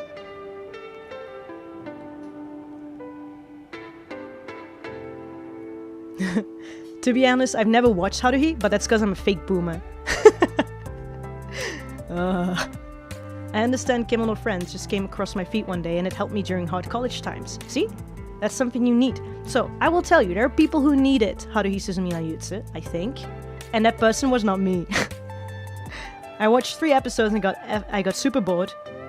But, as I do with things I dislike, because I have a weird idea of myself. And it's probably incorrect, but I think of myself, I'm not a hater. I am quite the opposite of a hater. I am a lover of all things and everyone, which is a big, big fat lie, but that's how I like to delulu myself, right? So I'm like, how can I dislike something? I had, for Sword Art Online and for Haruhi Suzumiya Jutsu, I actually dived into them. Like, why do I dislike it? Do I truly dislike it? Is this who I am as a person? Like, I straight up got an identity crisis out of disliking something, which is stupid. By the way, Haruhi Suzumiya Jutsu, I will tell you, I've watched several entire videos of these nerds, and I can say that, nerds of my generation, who straight up, brought an entire essay, brought an entire theorem as to why that anime is, peak or something like that. And I'm like, I'm just sat there listening to, I see your point. I see what you're saying. I respect your opinion. Watch another episode? Nah, I can't. But I understand that you need it. I understand that that's something you needed at the time, and that story fulfilled something in you that was not, that I was not missing. That I did not need that story for it to fill it with. Apparently, it's a pretty deep story. The way it was explained was, you have the guy Kyo, I guess, the one who looks like he is not interested in anything in his life and everything is boring and he's too cool for school, basically. And he meets the girl Haruhi, who's crazy, honestly speaking. She's insane. Not occupied with school shit at all, no rules, nothing, just goes at it. And I think the idea is that eventually it is said that she is actually some sort of god that can create or recreate reality. And she starts this club called the SOS Club, I don't remember, where she's like, and I want to look for espers and all these kinds of things. But the thing is, all the people in the club and all the people she meets, most of them, save for Kyo, I guess, are all special people. They are the people she's looking for. She just can never see them. She's unable to meet them in that form or unable to recognize them for what they are, for whatever reason I don't remember. Only Kyo really knows or something like that they're espers and have all these superpowers. Just Haruhi will never know. And I think eventually the stress got so big that she started to unconsciously recreate the world. And Kyo comes over and they have this final decision thing going on where it's recreate the world or not. And Kyo is like, nah, I like the world as it is, stuff like that. And it's supposed to teach you about the wonders and the beauty in daily life and the happiness in it. Basically, I think as a reaction to people who keep looking where the grass is too green. I don't know. Something like that. I'm like, that's deep. That's cool. Still not watching that. I'm so sorry. I can't get past the episodes. I really like the music though.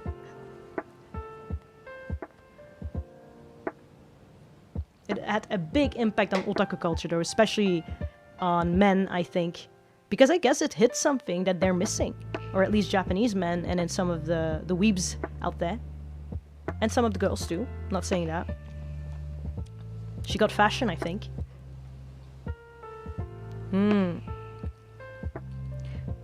We all getting different vibes. What's Haruhi's biggest impact on society's value as a story? Or the Hare Hare Yukai dance? Question science can't answer. Yeah. I think most people didn't really get to the story. I think that's people who went really deep for it. But those are the people who I think probably supported the work the most. And then it got into our eye with the bangers of character songs and whatever, because I have to say, some of those, the production value of the music, insane. It holds up even now. You should look for, I think recently a friend of mine shared it with me, the Yuki character song, where there is like a normal version for it or whatever version for it, and then the concerto version for it, which means that the composer full on had that much knowledge that they're able to compose something that can be translated into a concerto. That's insane. And it sounds amazing. And actually the voice actor singer is very good at it as well. Holds up even now in production value, which is crazy. Because it was the early 2000s. Yeah. So there you got that. Me praising that thing, but also probably never watching it. I think I read Sao, so Sword Art Online. That's why I can say openly that I dislike it, because I went through so much to actually try to like it or to find something in it. The first season I liked, and then afterwards, or I was like, okay, you know, was good, was okay. And then they continued, I'm like, you shouldn't have done that. Yeah, so those are not my cup of tea at all. There was the other ones called Lucky Star that I watched, like, was it the first episode that I quit at? Again, music banger, would cover it any day. But they had like this episode. Okay, listen, I'm European, okay? So European mindset, even if I'm into Japanese stuff, which I have my Japanese brain for, I think I can deal with a lot of humor, I can like a lot of stuff, but my European brain sometimes springs on and it's just like, what the fuck am I doing? And I had that so hard with Lucky Star. I was like watching this episode where they spent like, I think fucking 10 to 20 or 30 minutes of the the episode is 23 minutes. Say 10 minutes or whatever, half the episode, of this one girl, what was she eating a chocolate bread. Like a chocolate pudding bread or whatever the fuck that was, a cone or something. And it has like kind of a cylindrical shape, kind of twisted, and then inside of it, like almost like a slug shell, and inside of it would be chocolate, like creamy chocolate. I remember this so vividly. I don't fucking remember much of anything, but I remember that scene because it was torture for me to sit through. Because nothing was, I was waiting for something to happen, nothing happened. All was happening for 10 minutes, just imagine this. Just two girls, or three, I don't know how many there were. And she had the cone on one side.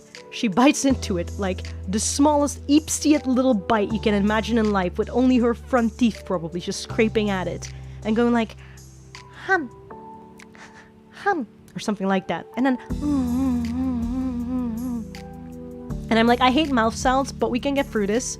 And then as she does that, on the other side, a little bit of the chocolate cream dribbles from the other side, because it's like a cone, it's a cylindrical hole, right? And it dribbles. And she panics and flails, turns the cone around, and goes again,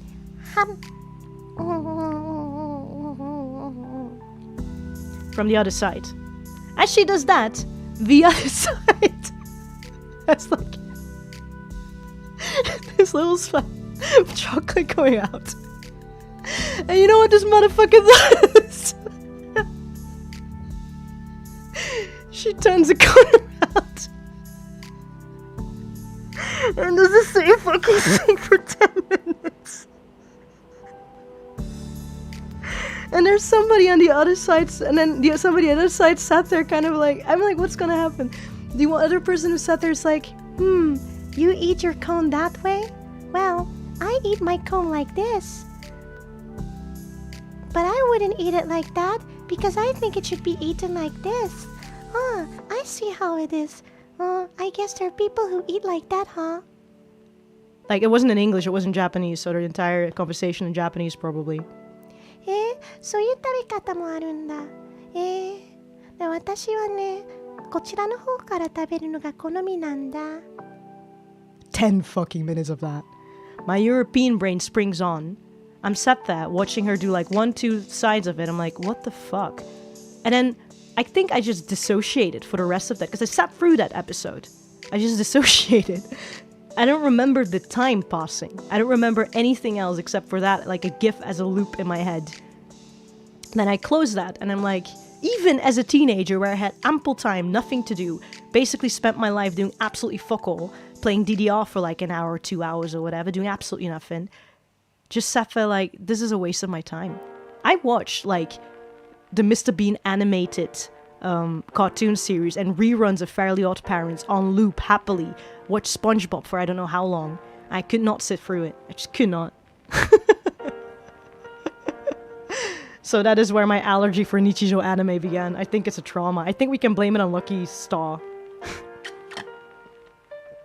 Lucky Star intensifies. Yeah, but the song was a banger though. For how intense the song was, the anime episodes were just what?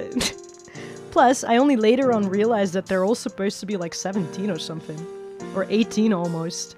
They all look like 11, 12, or like 6 like elementary schoolers, so that was very confusing for me as well. But I should not comment on the art style. That is an artistic choice, for whatever reasons I will not delve into. Just odd. I think the only character I like was the one with the purple hair that was like telling off the blue haired one because she's insane.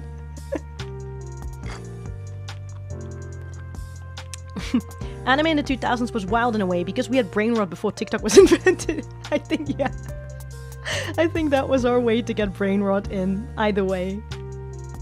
I tried to watch Lucky Star because I liked the opening song, same, but I got so bored. Some anime are like a challenge to finish, like achievements I want to complete. Yeah, it really does feel like side quests. They're optional, so I opt out. I'm a gamer that just goes through the story of the game.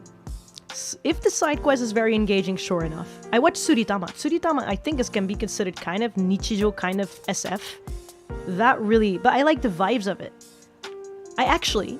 there's something else that happened here in Japan. I visited Enoshima, where the anime Tsuritama takes place. So Tsuritama is this anime about a guy who has high anxiety issues. And it's depicted actually in a really interesting way. That when he gets anxious, like visually... I don't think it's happening in real life, but visually... Water starts to pour in the room he's in. Like, there's a classroom scene where he gets really embarrassed and he gets red-headed. And he has red hair. And he gets super red-headed. And the water starts to come up and up and up and up to his lips, all the way up, like he's suffocating and literally drowning in it. Which is like a depiction of how his anxiety works, I suppose. And there's many things he can't do, I guess. Then eventually he meets this kid, and I think his name is Haru. I don't remember what his name was. He's got like blonde hair or whatever. He's like a little fairy type person. And he's like, let's go on adventures. Also a little bit crazy. They got into fishing. I don't remember why. They get into fishing. And that becomes like their hobby, and they make friends with it and whatever, really. And it turns out that the little blonde guy is also an alien, which is where the SF, the science fiction part of it, comes in. And shenanigans ensue, heartbreaking moments, heartwarming moments. There is an Indian guy. There is a duck. That is in my head. The background music was banger, the atmosphere was banger, it feels like you're on vacation, the colors are beautiful, so I really loved Tsuritama. So that when I went to Enoshima with a cousin of mine when she came over to visit, I was kind of flabbergasted, because it's like the way... This is something I didn't know, because if you're watching anime just as it is and you're not in Japan or living there or whatever, you don't know how well they are able to depict the places, the real places there. Like, I don't know, I've started watching it with different eyes. Because when I went to Enoshima and I saw all those places that were in the anime, they were exactly as they were. Which, it sounds really whatever, but it's really cool. It's super, super cool.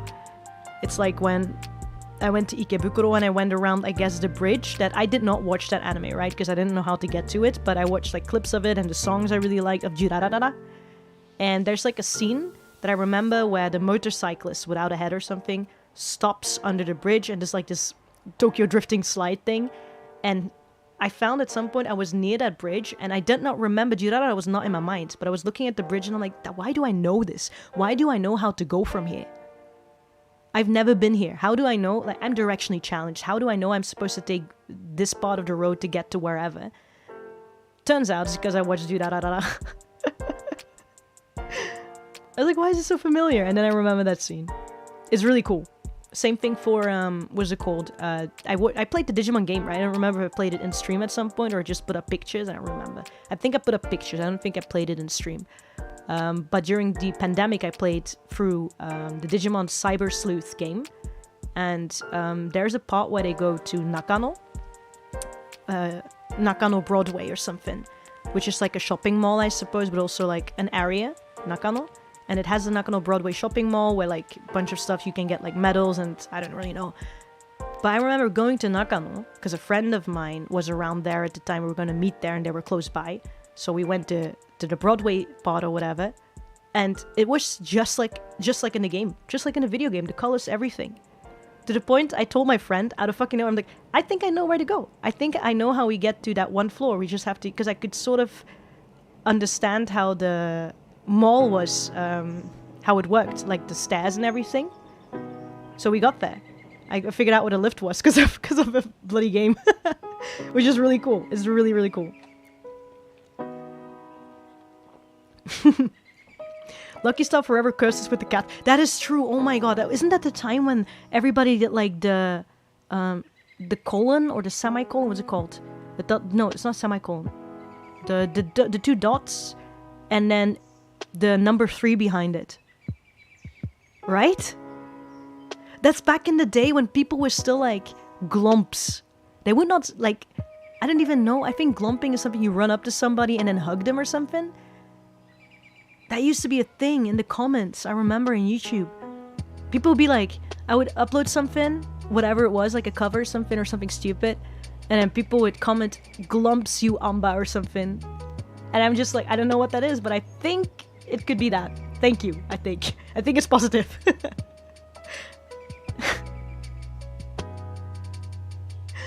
YouTube chat automatically turns into a catfish. That is how far we are.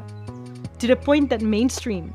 Like, there are developers in real life who now make that a cat face. This is the power we hold, guys.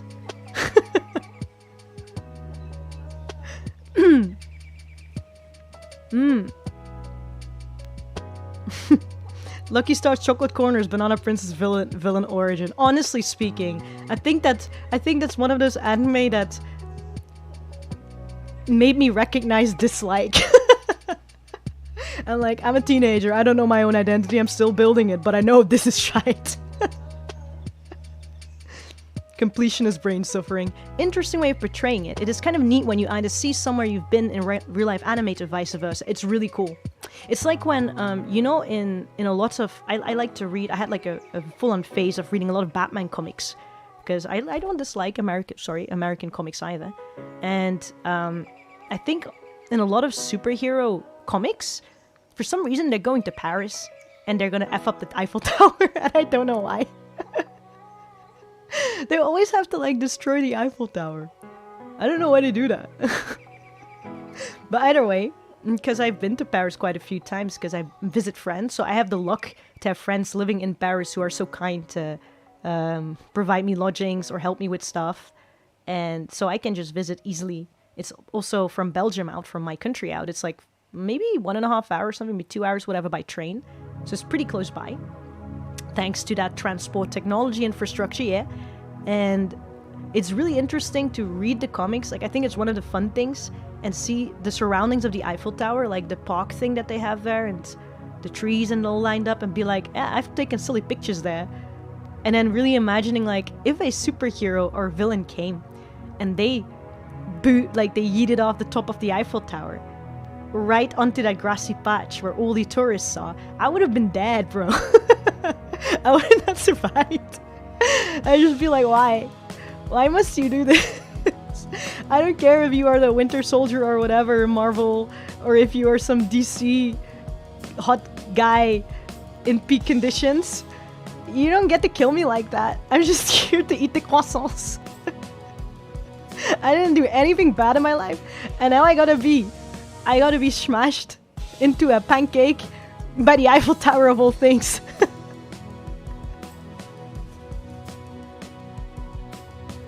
But yeah, I think I think past a certain age after my uni years, I've already always been a bit empathic, but more psychologically. I think for some reason after my uni years, my brain turned on the geography section in my head. So now I actually have quite a lot of fun reading historical things and whatever, right? Because I can more vividly imagine the places where they're at.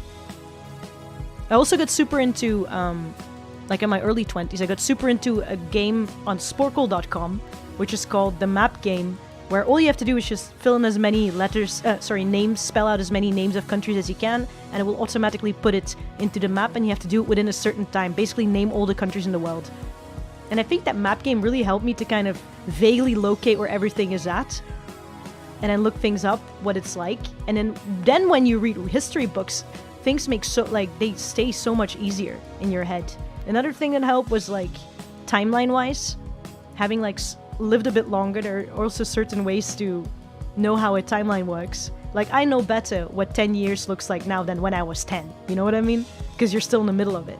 So now I'm like, okay, this is how many. So if I do this amount by 100 times that would be 100 years ago. And about 100 years ago, I suppose, now we're in the 2000s, right? About 100 years ago or in the say 200 years ago, whatever, how many that is. We're going back to, say that we're going back to the 1800s. I at least know that the Impressionists, my favorite artist, or artist movement, was around that time. And since I know a bit about that, I know what the people looked like, kind of what they were wearing, what they were thinking, because I read things about that. So you can place things so much more because there's more context. Anyway, this is just a nerdy little thing that I've only gotten after my 20s, so you keep growing, you know?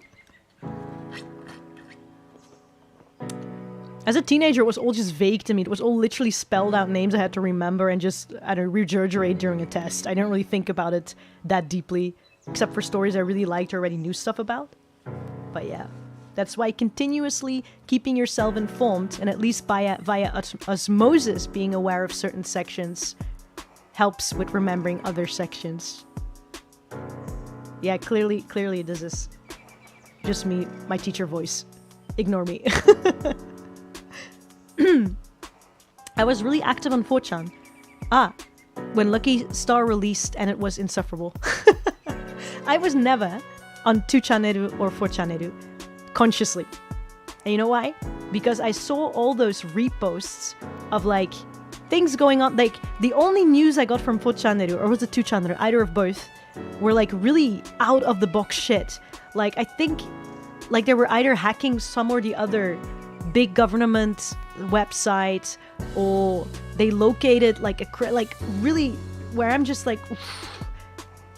It's amazing the internet can do that, but I am terrified and I do not want to be in the vicinity of people who are able to do that. I just don't want to be in their radar. Because it can be one stupid misstep, one stupid social thing go wrong, and they're gonna pinpoint and dox the shit out of me for absolutely no reason. Which again, it's whatever, because I don't do anything. But it's not comfortable, is it? Yeah. I don't know, like the 4chaneru, 2chaneru. I guess Reddit is now like the after image of that, is it? I do still think it's still around though. I think it's still around.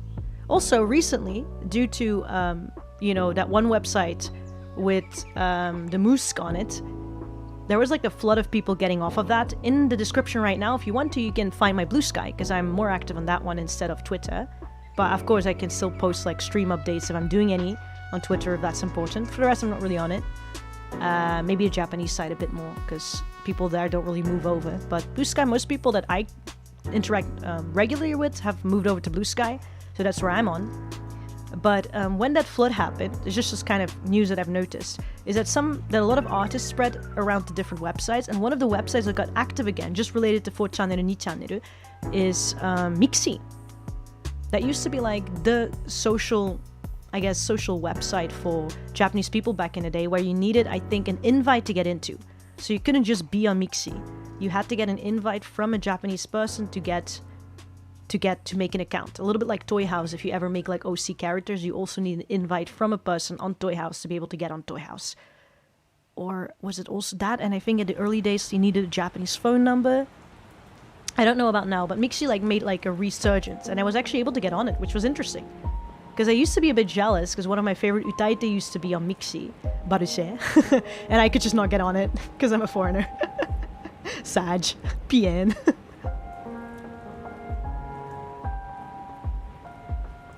Tell that to the aliens in movies only visiting the Statue of Liberty. Oh yeah, the Statue of Liberty. They have one in Japan as well. If you go around Odaiba, they have a mini Statue of Liberty. I did not know that. I went there to see the Gundam, because they have like a real-life sized Gundam from the Unicorn Gundam. It was really cool. And as we walked past, I'm like, is that There were like people taking pictures around as well. I'm like, is that the Statue of Liberty? Why is it, like a mini Statue of Liberty? Don't know what the dame was doing there. Maybe she was on vacation. Yeah, you can look it up. People take pictures around there. There's like some people cosplaying as Americans taking a picture in front of the... I'm not joking. Because like it's around the Gundam area, so a lot of Gundam people are there, but also just otaku in general. And I guess some of them just cosplay as Americans. And then they take a picture in front of the Japanese Statue of Liberty.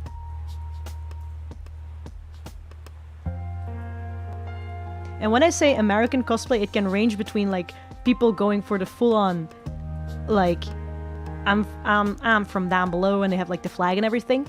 But there's also people who just wear like in Japan it's seen... This is an old image of... This is a stereotyped image, okay? So don't think they actually think that about Americans, okay? But if you ask in Japan, the image of an American, especially if you go like exchange students or whatever, that's their image of American people, because a lot of exchange students come to Japan to live there and they're interacting with them. They have like those college, university vests, what do you call it? Sweaters? Pulls? We don't have that in Europe, I don't think. It's not really a thing. It's more of an American thing to have like your university sweater, I think, with the name of your university on it, maybe even your nameplate, whatever. They can buy that in a place called Shimokitazawa, which lies more around central, like Shinjuku, those areas. And that's a place where you can buy secondhand stuff, brand stuff, other stuff for cheap. And a lot of stores have things that exchange students who leave the country sell over there before they leave or whatever, really, right? And a lot of those are college vests and even military vests and whatever, really, like college wear. So they buy that over there and then go take a picture in front of the Statue of Liberty. And I don't know what they do with that.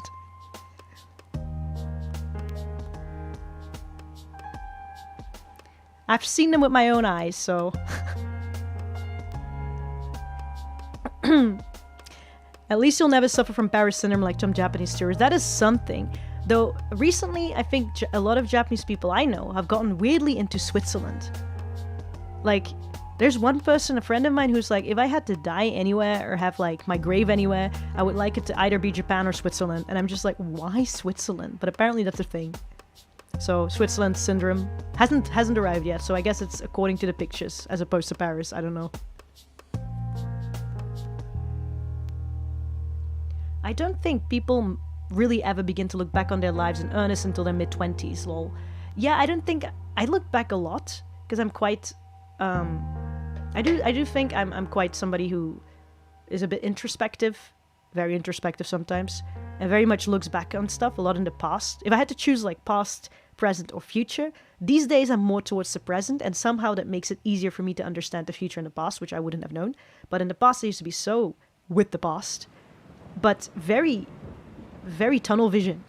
When I became older, it became more holistic, I guess. Because I was enjoying the present more, understanding it more, I could have a more holistic view of it. So that helps with understanding historical things, with being a little bit less self-centered about them too, and more like... I'm still self-centered, but empathic, I suppose. Interesting developments I'm very happy about. They had the question at some point in my workplace before, where it's like, what if you could go back in time? Would you want to do that? And, you know, be youthful again and everything. And I'm just like, I'm still youthful now, but thank you very much. Let me think. Depends. Do I still have all my memories from now? If I have all my memories and attitudes from now, maybe. Maybe? Though I don't know if I would enjoy going for high school again. Like, looking back on high school, yeah, fun. I'm glad I did that, I guess. But doing that again, already knowing everything, but also forgetting most of it, so having to go through it all again, because it will still take effort, I think. 7 hours in those school... You still have more energy, though, so I guess I would do it for the energy. But overall, less freedom, less independence, less possibilities to say no thank you to some things, which you can as an adult. You can literally just say no thank you to everything and everybody, and nobody can do anything to you. Yeah, not as a teenager. Like, the law will run after you if you don't go to school. So yeah. I'm on team... Nah, I'm good. Youthfulness is cool, but all the rest, no thanks. On the other hand, if I could have the energy of my younger self, oh yeah, give that to me. Energy and the bones. That would be great. I don't have back pains anymore. I'm very happy that we are getting more historically accurate games set in Central Europe. I love seeing medieval Germany portrayed. It's cool, right? And you can, like, when you start recognizing things, and language accuracy is what I'm very happy about. They're still not great on it for media that isn't from that area, but they're getting better. Like, some films actually hiring proper, I guess, consultants or, I don't know, trainers on how to do the language or whatever in a film. That always makes me happy when I can hear that they've practiced. I'm not saying they have to be fluent at it, but or they hire somebody who is actually multilingual or something like it. That's so cool. When I hear Dutch, there was this one anime called... listen, I didn't really watch it. I just only saw the scene because people asked me if that was proper Dutch. In Samurai Champloo, I think. There is a scene where there's like... Because it's based on those times back in the past in Japan, when they still had these connections were mostly from the Netherlands, Germany, or Portugal or something. So they at some point had like a Dutch speaker, I think, or they had to speak Dutch. And it was actually very understandable. And you could hear, I as a Flemish speaker, native speaker, could hear that they were trained with a Dutch person from the Netherlands, not a Belgian. So that's how far that the accent is accurate. That was really cool. I think the Japanese voice actor trained for that or something. They hired somebody. There's no other way. Really cool. Like speech therapy, I don't know what it's called. That made me appreciate if they're into those details, you know how much effort they put into the bigger stuff as well. If like those details matter to them, awesome. Really cool. Fortran seems too confusing for me to learn how to use it. Also scary. Yeah, well, it's the same for me. It's just like what you don't know scares you, right? But I'm aware of it. It's probably very fun if you're actually if you understand how it works and you know how to navigate the areas you want to be in, then you probably likely won't meet those sorts of people. But I'm good. I'm okay. Like, it's for the social aspect. I already have the social aspect fulfilled in other ways, so I'm good. I'm okay. They released Mixi 2, and then I didn't hear anything about it again after a week. Yeah, I think I have an account on Mixi 2 now, because I got an invite from somebody. That's how I know about it. That it's up and going, like an artist, so... I don't know, but maybe we don't hear about it because you have to be able to speak Japanese in the first place, and what's on Mixi stays on Mixi? I don't know. Blue Sky is a breath of fresh air. It really is. I like Blue Sky. I like how it's bit more relaxed. I've seen like bigger creators. What's his name again? The voice actor Pro ZD, I think is how you pronounce it. I like him a lot. He seems very genuine, and I think he is on Blue Sky, and he tweeted a few times that he was very happy he had the account because on Twitter he feels he can't say certain things, or not at least in such a relaxed manner. Whilst on Blue Sky you can kind of go for that anyway, because there's not as much audience pressure or algorithm pressure going on. And the companies are not on Blue Sky yet, which also helps a little bit for people who want to do it more relaxed. Maybe within time they'll come in, I really don't know. Like, I know the company Vtubers are not yet on Blue Sky, I don't think. I could be wrong though, because I'm not like up to date with everything, but that is the impression I got at least, so. You can tell me if I'm wrong, girl. You probably know better than I do.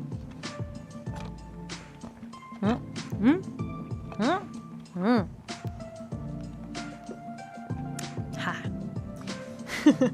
Blame that image on the movies. I don't know. I think if we're talking about the image of Japanese people, I think it's very clearly based on exchange students rather than on adult Americans or something. Because in the films, Americans seem to be dressed okay and well and cool and even with a lot of money and everything. So, don't know. Don't ask me.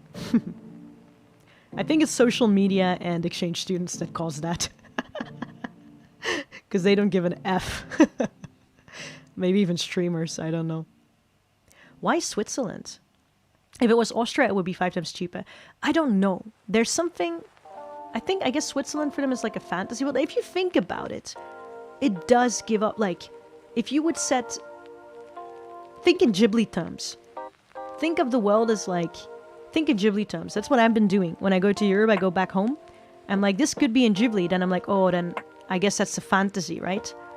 Switzerland has that. It has like all the components to make like kind of a fantasy world, right? For a Japanese person. You gotta imagine if you live in Tokyo, it's like towering buildings all day, every day. And I have to say, I don't really like the architecture here most of the time. Like, I guess like the old style buildings are really cool and the temples and everything. I have to say that. And there is charm to seeing a temple like smash that like in the middle of like two skyscrapers or something. There's like some charm to it, like they had in what's it called in Sarazanmai, an anime I watched, I guess. That one had like in between like an alleyway, and at the end of it was something like a little temple or something. They have like bigger versions of that, which is really cool. But overall, the buildings here, I'm just like, it looks like they're trying to be European sometimes or American. I'm like, those buildings I like, which is like me probably getting old. But when I look around and I see like this kind of square shapes with like nothing on it, just straight up looks like concrete and they did not do anything with it, I'm just like, okay. This is where we are in the city. But again, I'm from the countryside. I think any city, it's not just Tokyo, I think any city would just have me go, what? What am I doing here? Where are the trees? So I think it's that. It's they get their mountains, because they love mountains, I guess. They get like the blue sky. You get these charming little villages, I guess, and these little houses. You get a language you don't understand, but it's quite organized, I think. I really don't know. Probably they have money in Switzerland, so that's also keeping things nice and clean. Don't know. The idea of like blue sparkling water. And the idea of being left the F alone and not being like surrounded by so many people and a lot of nature, I can see that's charming for people who live in the city. So, yeah, it's escapism 1000 with Switzerland, I think. Portugal mention.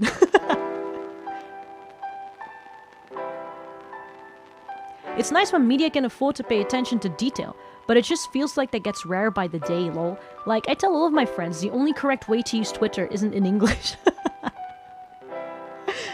Honestly speaking. There are language communities that are really, really chill on Twitter, to be really honest. I think there are some, though, that get affected by the international scene of how they template and speak. But overall, like, if I speak in Dutch or whatever, I just get normal replies. I think are normal. So whatever normal means. Just like, I post something, and it's sort of within the area of expectance. Like, it can be a joke that's left field, but still it's in the area of expected interaction. Like, you post out something that's neutral or positive, and people bring positive or neutral back. There's never really somebody who hits you in the back of the head with a very negative take that comes out of, like, air. You have no idea what it came from. Was not the intention, was not even insinuated, came out of nowhere, and now you have to defend yourself over a thought they had. You know what I mean? That is something I really don't like, because I'm like, why am I responsible for your thoughts? Yeah, but it sounded like that to me. Okay. Then, clearly, because it didn't sound that way to anybody else, you should do something about that, not me. I can't be in your head. I can't solve it. I am having a very good day. And I said this one thing because I'm having a good day. I don't know what's wrong with you. Are you okay? That's what I think most of the time. There's one time I got really mad, though. I can tell you about that. Wait. Let me think again how that went. There was like... was it? One or the other comment, like there was a repost or something else, and I reposted something, and I don't remember what I said on it. I don't even remember what the post exactly was. I do remember somebody came in completely left field out of nowhere and was super rude. Like, super rude. And I ended up, like, I don't often get mad, but I think they also caught me in that period in the month when I guess the magic is too strong and the mana overflows. I was seeing red, basically. Anyway, I was not in a good mood. And they did that. I just went like, okay. I don't think I sounded that angry though, but I was just like, yo, first of all, can you introduce yourself? Because you just come walking in here. I don't know you. You don't follow me. I don't follow you. I don't even know where you're coming from. So can you start off with just telling me what your name is? And maybe, I don't know, a greeting? That would be great. Do you even know my name? No, okay, then start with that. Alright, now we have our greetings out of the way. Now state, what is your business? What is your issue? What did I say wrong, or what is something that, that is on your mind? What is the issue here? Then they explained it one more time to me. And the second time they explained it after greetings and everything, it actually made way more sense. So I went to them like, you should have started with that. You should have started to state who you are and why you're even telling me these things and why you're telling me specifically. Because why do you need to change something about me when you don't know me? Like, that's not your job. Yeah, but all the bad people in the world. I go, okay, but you don't know me. You don't know me if I'm one of the bad people in the world. And I didn't say something so extreme. I'm just literally sat there, get your shit together. Like, open your third eye. What's going on here? I got a little bit mad. But afterwards I calmed down. Once it made more sense what they were saying. Because I think I was irritated too that I had no idea where it was going. It just came out of nowhere. It seemed, I don't like it when people they get angry at you over their own thoughts. I'm literally like, but I'm not responsible for that. I didn't make that in your head. So why am I having to solve it? I'm not your psychologist. I'm not your mom. I am not your friend. We're not that close. We're just both on the same website. Come on. But yeah, that's generally what I think about people coming in. I don't often think like, maybe that's a character flaw, but I don't often think I did something wrong because I don't do much with the intention of doing things wrong, you know? So then, of course, it comes left field. Of course, you gotta explain it to me. Of course, you gotta chill out because maybe it can be solved very quickly if you just calm down. A rant. Yeah. If you come out of nowhere, you want to talk to me, it's all fine. If it's just positive things, you don't always need to introduce yourself or whatever. But if it's a serious topic and you really want to change something or do something, start with introducing yourself in a greeting. Like, hello, we're people. What are you doing? You might as well be a bot. Don't like those things. I think it's very rude. I don't like rude people.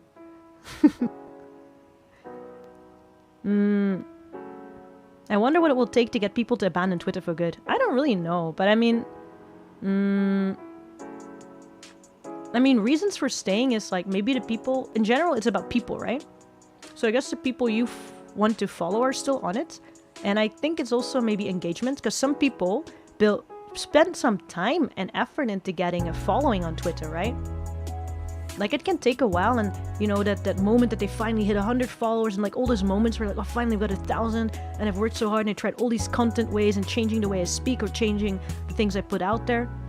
I finally have enough people that I can reach, so that they can see my content, or the things I want to show, like, be it art, be it videos, anything. And now all this bullshit happens, you know? So I understand it's hard to let go of, and I don't blame people for it. And if you can ignore and don't let I guess the interactions genre, the way of interacting, yeah, if that doesn't affect you, or you can close an eye to it and you can just go about life, you're good. I think you can be on Twitter either way, as long as you don't get too taken in by what the algorithm brings and what people say sometimes, then I think there's no issue. In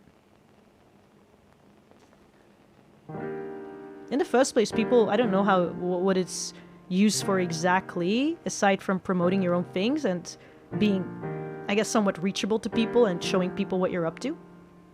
I think that's generally supposed to be what Twitter is for. And seeing what other people are up to, right? Well, if those people are on there, of course you're going to be on there. In my case, I could move to Blue Sky easily because I'm not too attached to Twitter, but I am attached to people on it, right?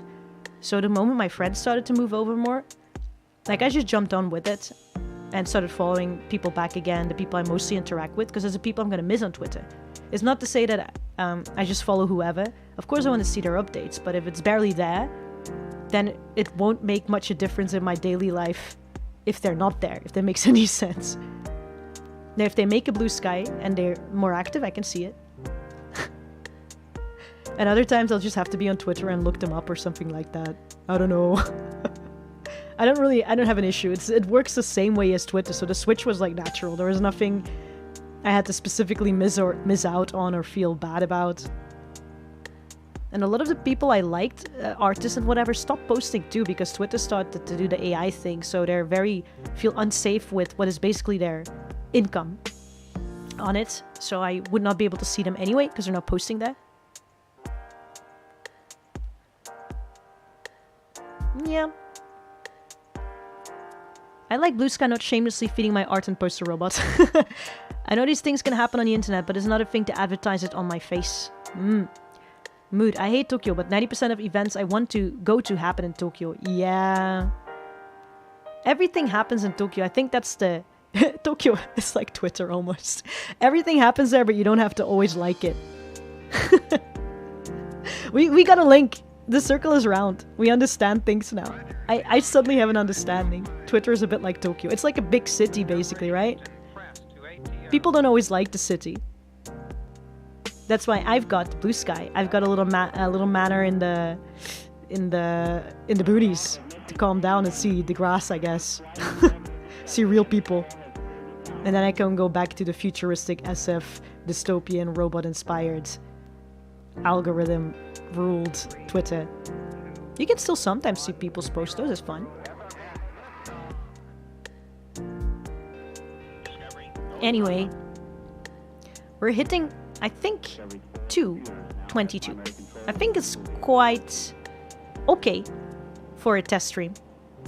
I have to look into the latency stuff. If there's other issues that you guys noticed whilst I was streaming, let me know.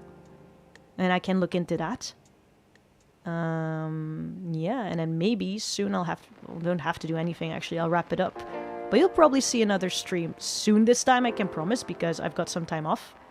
Maybe in the weekend, around the same time. So for the Europeans, that's great. For the American-based people, not that great. But I hope to see some of my other European friends. Like, I miss Blackie, and I miss everybody. I miss like Blood Cell and Illusion and Dimion and many people I miss. So I hope to see them again. But it's great to see you guys, at least, my European fellows. It's only when you're in another place you miss the other place. So I sometimes do miss Europe, yeah. I miss the normality.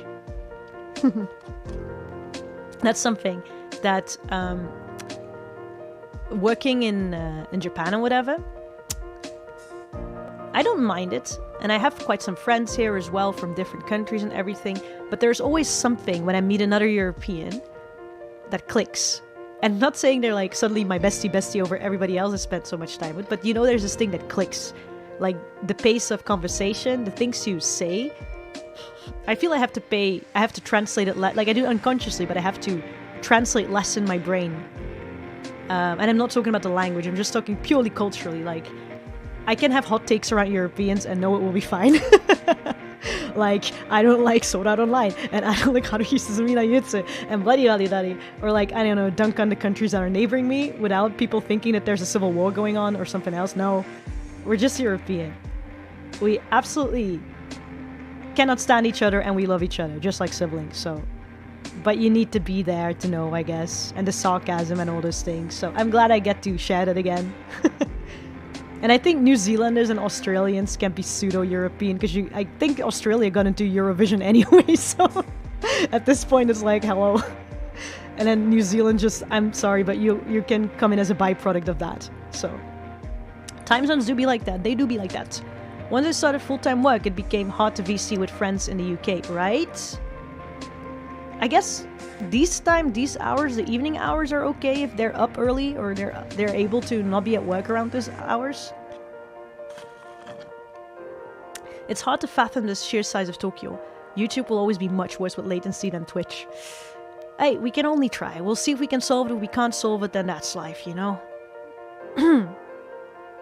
As long as it can be comfortable enough. Like, I've seen corporate VTubers, my favorite corporate VTubers, of which one, by the way, this is out of nowhere, but unfortunately one of my favorite corporate VTubers in the time I've been absent quit or was jousted out. I don't remember what that one was. But anyway, even those corporate VTubers, I sometimes look at their models and I'm like, oof. But life be like that and people still enjoy it. So if they can, I can, we can. Enjoy yourselves. Yeah. But I'm having fun with this. I want to see if I can make a video. That's what I want to try to do. I want to make a video about something I like. And then you can watch it if you want to in shorter form. You don't have to sit here for 2 hours again. But I still appreciate it a lot. And I hope to see you maybe in the weekend. This weekend. Maybe. Yes. Wait, what day is it? What day is those? Are those the weekend? Yes, maybe Saturday morning. For you guys. Saturday morning? Yeah. Maybe I'll see you on Saturday morning. Wait, let me look at my agenda. Don't lie, don't lie. Don't just say stuff and leave. For the one time you're actually streaming after 2 or 4 years, I don't know.